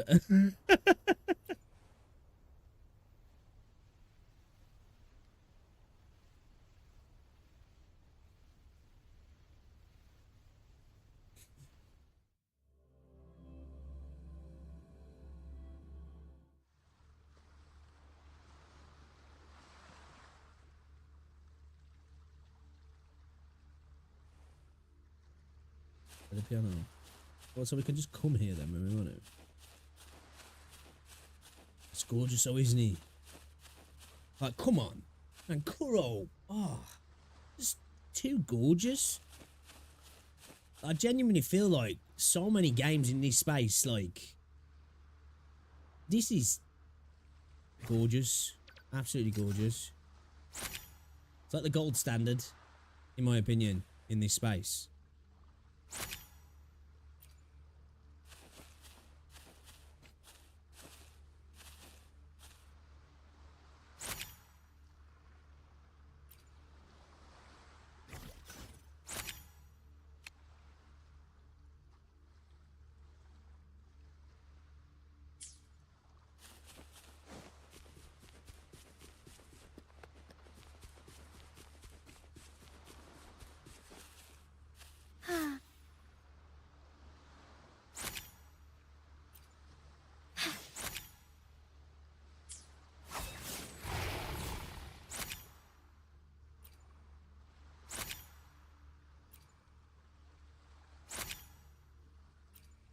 Oh, stop spamming now. Is that too?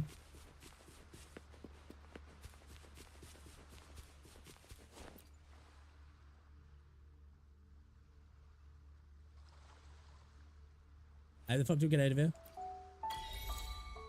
I've already met my Mona Lisa.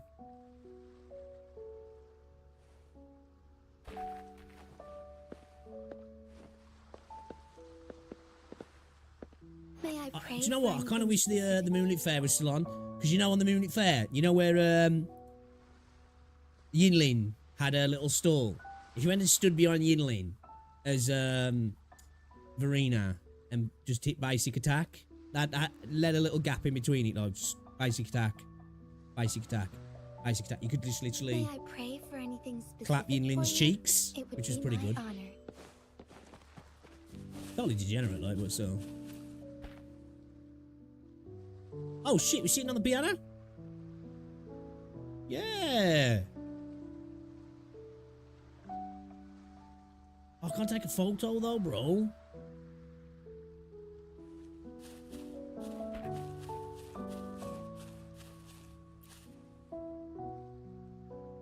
Alright, I need to get out of here now. How do I get out of here? Just... Am I supposed to be doing something?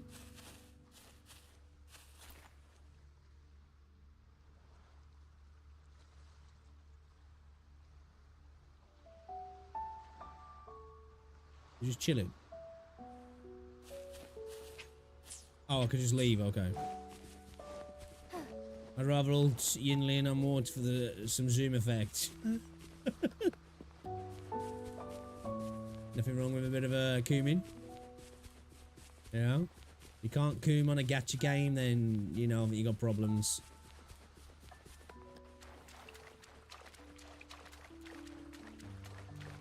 What are these? What are they?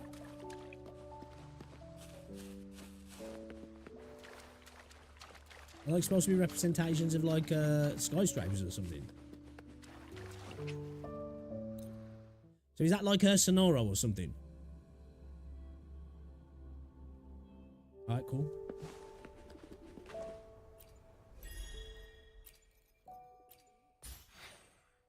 Level up, baby! Lovely. Water the money tree at 8:08. Oh. Cool looking tree though.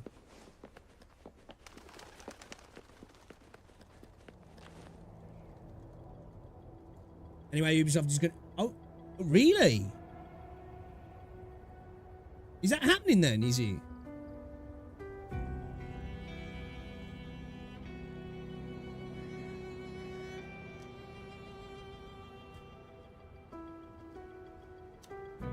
I know Ubisoft stock price has gone down the drain.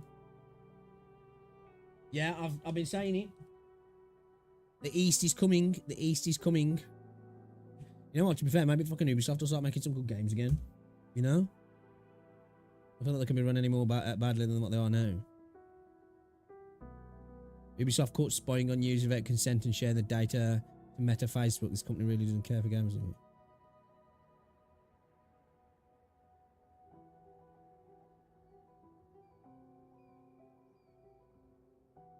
Ubisoft director blames gamers, says they've been exposed as non-decent humans. What? So this is a problem, isn't it, with some of these people in these positions? Whether this is true or not, the monetization director at Ubisoft has said the industry figures vocalizing their disagreements with Ubisoft revealed themselves as clearly non-decent. I don't know who they're talking about there.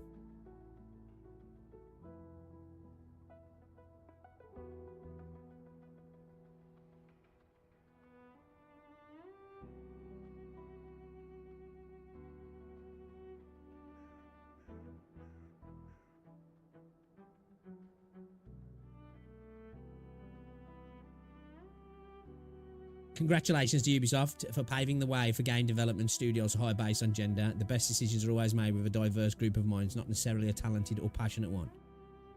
Is that true? That was actually a serious... That can't be true. That's got to be stupid. That's got to be bullshit. That's got to be bullshit. I'm getting fucking baited there, ain't I?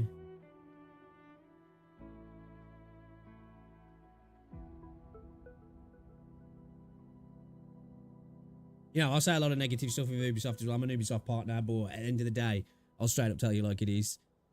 Ubisoft have had problems for a while. Oh, okay, here we go. October 4th. Tencent and the Guillemot family are reportedly looking at buying out Ubisoft. Multiple games have underperformed. It's a Guillemot family. It was Guillemot. French business who co-founded Ubisoft. Okay. So what, the co-founders are potentially looking at buying it out with Tencent? That might be good for the games, I guess.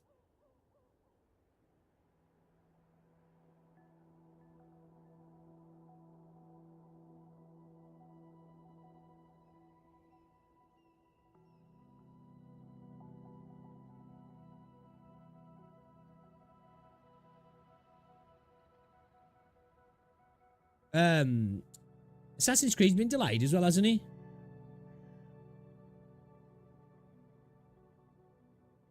Think what you want about Ubisoft. However, Tencent is the last company on this earth I want to own in Ubisoft. With some of my favourite single-player IPs, the future issues we could face from Tencent owning a dev that size could cause us way more issues.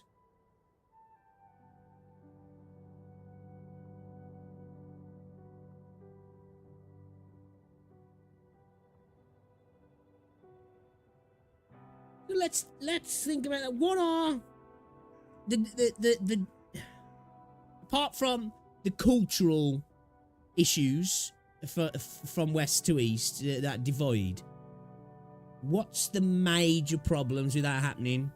This is like a split up of like big corpos in gaming. Not all, but some. Obviously, got Embracer Group, huge. Take-Two, huge. Microsoft, huge. Sony, big player.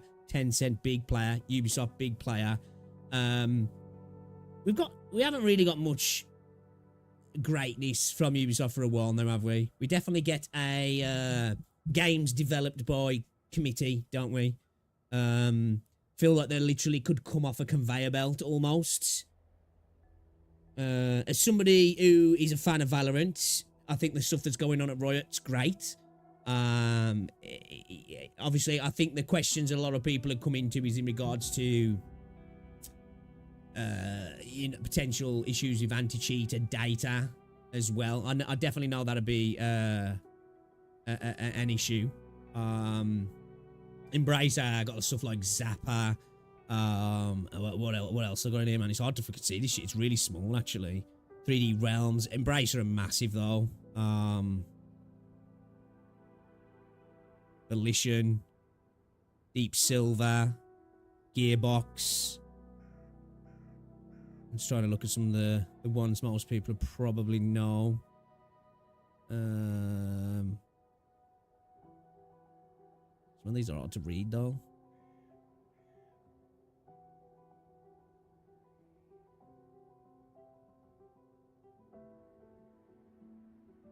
A nimble giant, is he?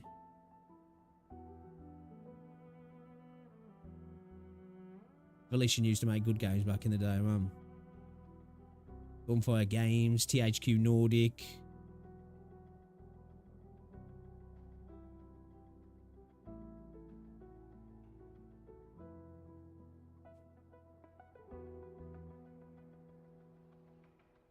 Yeah, they're like, when you think about gaming, it's like the big players.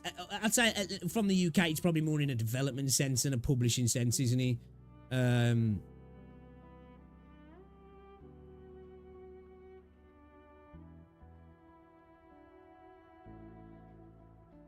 I know Embrace is like a multi conglomerate, isn't it? Like, you know, it's across the board, isn't it? Like, it's international rather than based anywhere, really. Obviously, it's got its headquarters. I don't know where the fucking headquarters is of Embrace is, actually. Where's Embracer headquarters?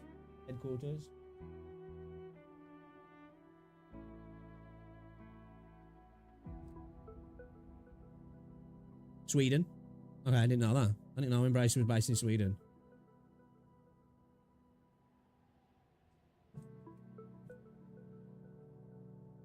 Take-Two are based in New York.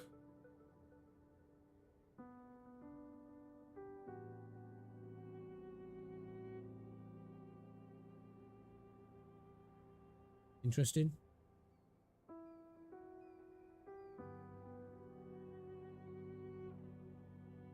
Can't wait for the Koreans to chip in. They're not bound to any decency rules. This is true. For me, there's some good Korean stuff out there, but the Korean games, it's like within the first like 15 seconds of looking at a Korean game, you can tell it's a Korean game. You know what I mean? We ain't got what's it in here. Well, it comes under Microsoft now. I was going to say Blizzard Activision, but it comes under Microsoft now, doesn't it? Which is huge when you think about it.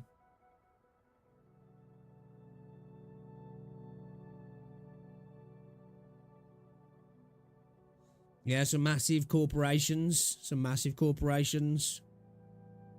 Obviously, for me, the main argument with Tencent getting into Ubisoft is, I guess it's just more of companies getting monopolies. I want to see less of that, because I think in the end of the day, that's obviously monopolies are never great for consumers at the end of the day, because freaking, you know, what's the word I'm looking for? Shit, man, my brain's gone blank. You know, actual competition. There we go. That's the word. Competition is better for us, isn't it? But it's just like, at the same time, if they got potentially purchased by Ubisoft and the original co-owners, maybe I wouldn't be so mad at that. If potentially we saw some sort of like hark back to old school Ubisoft, you know, because like, think of the IP that Ubisoft is sitting on. It's like EA as well. It's like all of these companies, actually. They're sitting on so many IPs, but they just waste them. Like PlayStation, for example, bring out Concord when we could have saw like Killzone come back. We could have saw a Resistance Fallen Man multiplayer. Even if they wanted to make it a hero shooter, it could have been in that universe. You know what I mean? Soulcom. But no, we'll go buy this studio that's making a game that was out of date 7 years ago. You know, the amount of IP that Ubisoft sit on top of as well, and Microsoft and Take-Two as well. Like, man, give us another bully game, you know what I mean? Like, so many of these companies have got access to so much stuff that they just let sit in a fucking dusty vault somewhere, and they just, all they do is just renew the fucking patents and the copyrights on IPs and stuff, so they can make sure nobody else can create it. Never had a bad experience playing Korean games. It's not so much a bad experience. It's just, I think sometimes it can be generic experiences, can't they? And a lot of them are pay to win. Yeah, in university, they're not really figured out it working out monetization scheme yet, so they're either full pay to win or free to play. Yeah. I just think that thing with Korean games is usually like, when you look at a Korean game, you can usually tell within the first few seconds, just visually, even just from a character design point of view, it's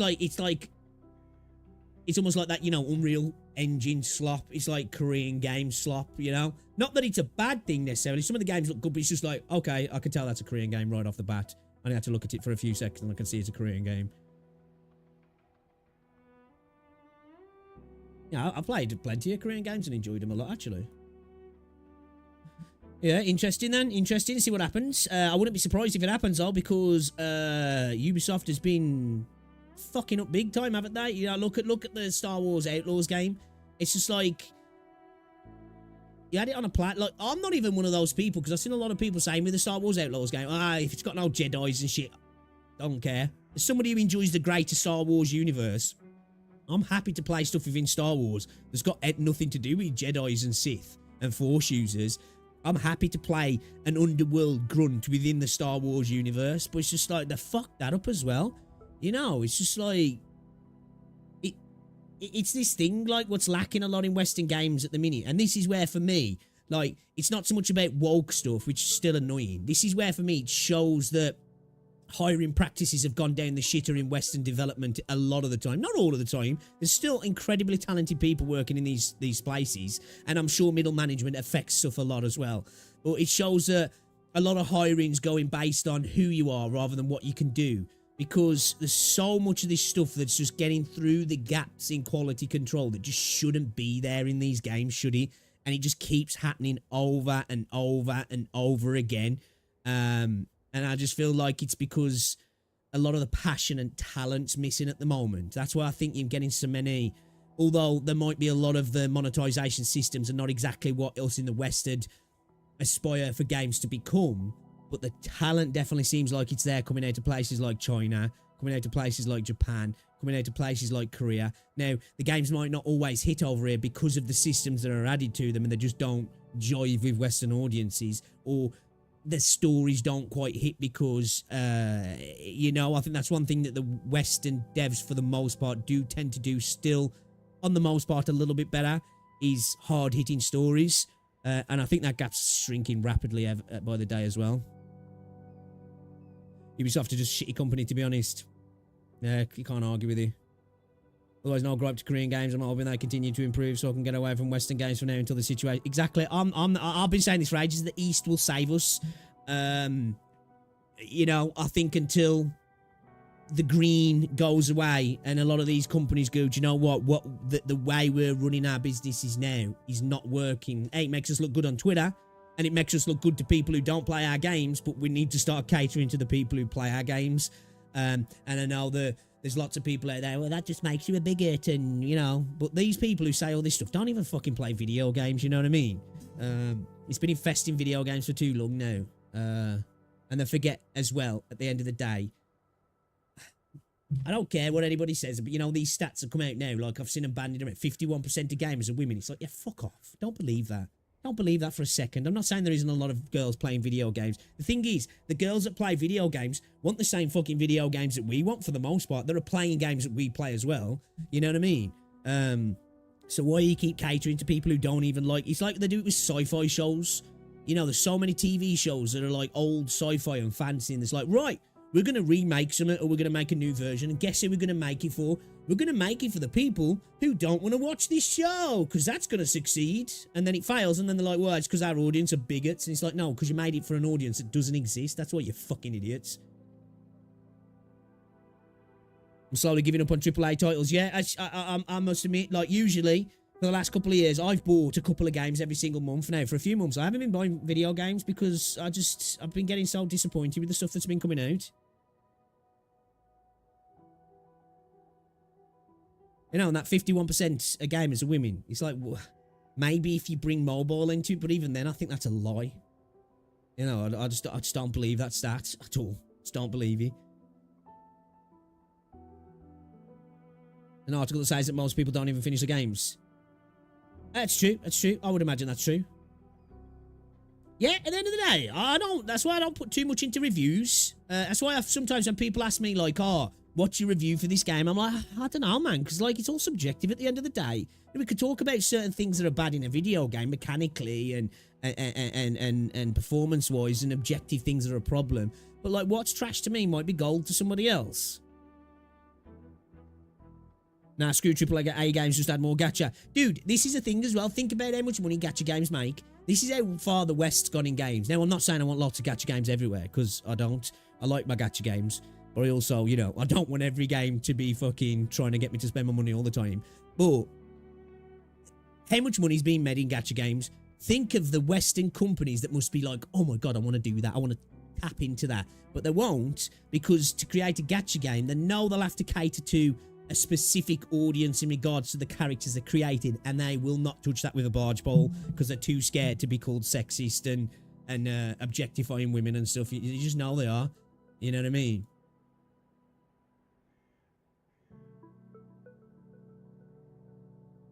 I don't care about Star Wars, but if I keep quiet, they will start to ruin other IPs, including games like this is it, you know what I mean? That's exactly it. Like, I think a lot of people are, well, I don't give a shit about that anyway. But like you say, it gets into everything. You know? It does. What's going on, Leah Azri? Thank you very much. Welcome to the stream as well. I appreciate the love. Could you imagine a Western gadget? Yeah, it'd be an absolute mess, dude. Just imagine the freaking banner. Yeah. You know, I'm just like, let's have a look at some of the Concord characters. Think of the ones that come to mind. And they'll be like, yeah, there's a new banner. Let's see how well that does. You know? It's like... Yeah, it's a shame, you know, because, like, gaming, for me, like, I'm a grown-ass man now. But gaming is still that thing for me that, like, gives me, like, childlike wonder, if you will. You know what I mean? Where...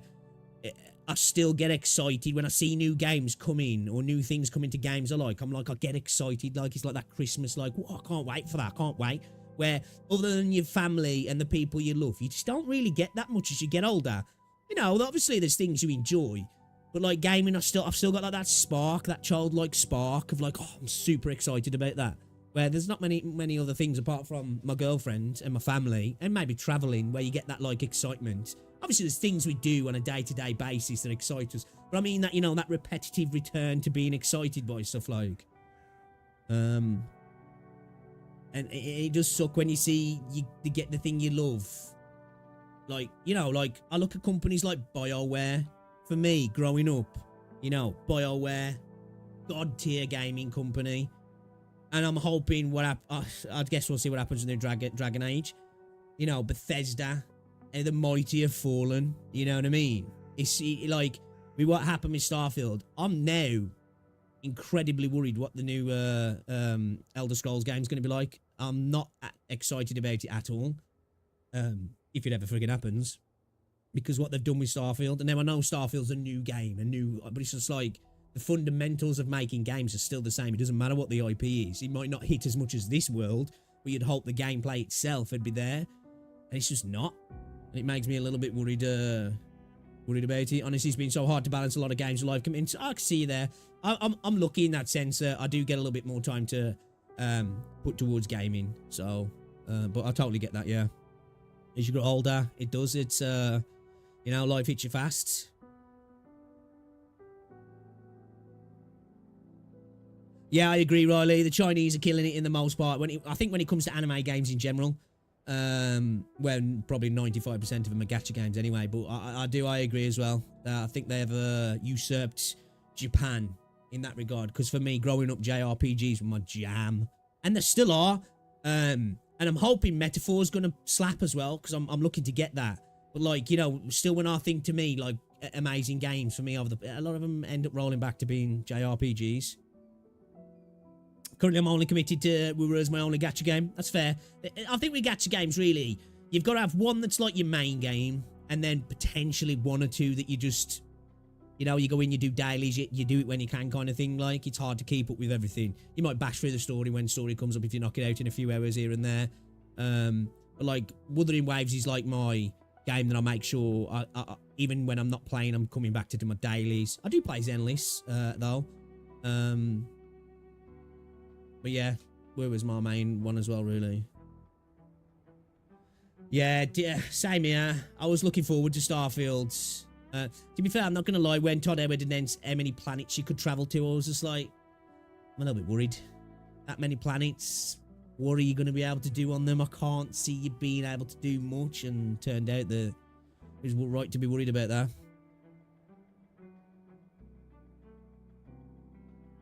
Try ZZZ, level 53, but I stopped. It's an amazing game, but I kind of feel like it's where Predator Gacha CC their banners. That's fair, that's fair.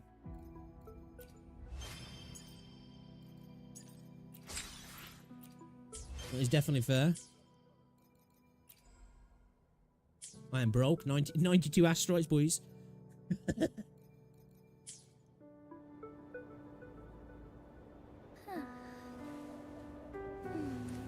Yeah, man. The Western, I think, unless it's all bought up by Chinese companies before it manages to turn, I think the Western gaming space will change, just like films, just like TVs will change. This drastic desire to like placate certain people for unknown reasons other than to look virtuous will go away eventually, hopefully.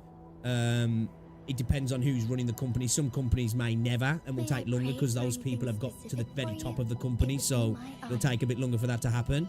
But I think once the continual bleed of income becomes apparent, and then they start to see other emerging markets now that are emerging start to stretch it outside of, let's just take China for example, outside of something like the gacha space and into AAA. You know, we saw Black Myth Wukong already. You know, whatever you think about that game, it did very well. You know, if you start to see Chinese developers really stretching out into the Western market and tackling AAA story games, multiplayer games, you know, we've got Valorant already with Riot. You know, they bought Riot, the MMO coming with them. I think that'll start to wake up the boards of these companies and they'll pull back. It's just how long it'll take for that to happen, I guess. It's got an ROG Chinese company keep making banger after banger. They got more money compared to Japan and Korean companies. This is true as well. This is true. Bigger markets as well, aren't they? You know, they've got some, you know, you've got companies like Tencent that are just absolutely huge. I think, what is it? Tencent, like, aren't Tencent like 6th or 7th biggest entertainment company on the planet or something like that? And I think they're one of the top investment companies as well, aren't they? So they're absolutely huge. And they are like propped up as well by the Chinese government as well. So like the amount of money they've got to invest into video games, and the Chinese are in the same sort of space like the Saudis are a little bit as well. Obviously, totally different stratosphere the Chinese are compared to the Saudis. We're understanding that entertainment's a vehicle to really get into, to export values and all that sort of stuff as well. Because I saw what Hollywood did for America. And I think they understand that the new era's games. And I think the West took his foot off the pedal in that regards in trying to, again, like I say, please people who don't care about stuff. You know, you just got to look at things like the Halo TV show. You know what I mean? Rings of Power. You know? It's like they're creating shows. Like, a thing comes out, Star Wars, Lord of the Rings, you know, freaking the Halo games, you know, that's invented by a couple of people or a person, and a fan base, it gathers around this thing, starts to love it, and then somebody else comes along and goes, right, I can improve on this now, and also I'm going to make this thing be more approachable by people who are not interested in the thing, because that's going to make us successful. And then the people who say, oh, it's really good that they've done this on Twitter, don't end up watching it. And the people who loved the thing before stop watching it because it's not the thing they fell in love with. And then they wonder why has this failed? Is it because everybody's a racist or a sexist? It's like, no, it's because you're fucking stupid.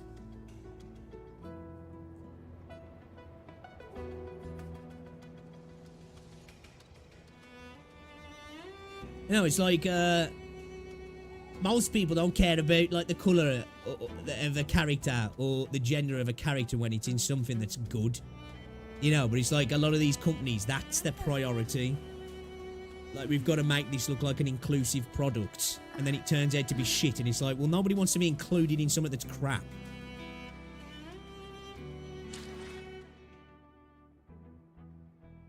Am I going to pull for Camellia? Fuck knows. Fuck knows. Because I want to pull on the GM banner as well. I might just have to skip Yoo-Hoo, which I really don't want to do. And then just maybe open my wallet. Yeah, Jamie. Yeah, you know. Some of the people who write some of these shows nowadays, I just don't know where they get the jobs, man. Because they're shit. You know what I mean? It's like the stuff they did to Tolkien's work, as somebody who's a fan of Lord of the Rings, the Silmarillion and his other works. And then Rings of Power. You know? You got the black card ready. I have to not tell the missus, man. I'll have to not tell the missus, guys. Alright? She comes into chat, be like, he ain't spent nothing. Free to play. And then she checks my PayPal. There's a game called Phantom Blade Zero. I have to have a look at that. I think I might have seen that, actually. But yeah, lads, I'm going to have to get off anyway, man. It's 10 to 5. I've got to go and get the missus from work. So I appreciate you hanging out with me today. It's been a blast. I've been really enjoying this update as well. So anybody who's wondering, fire, absolute peak. Really enjoyed the story, cutscenes and everything so far. All the little events that have happened, the set pieces and such.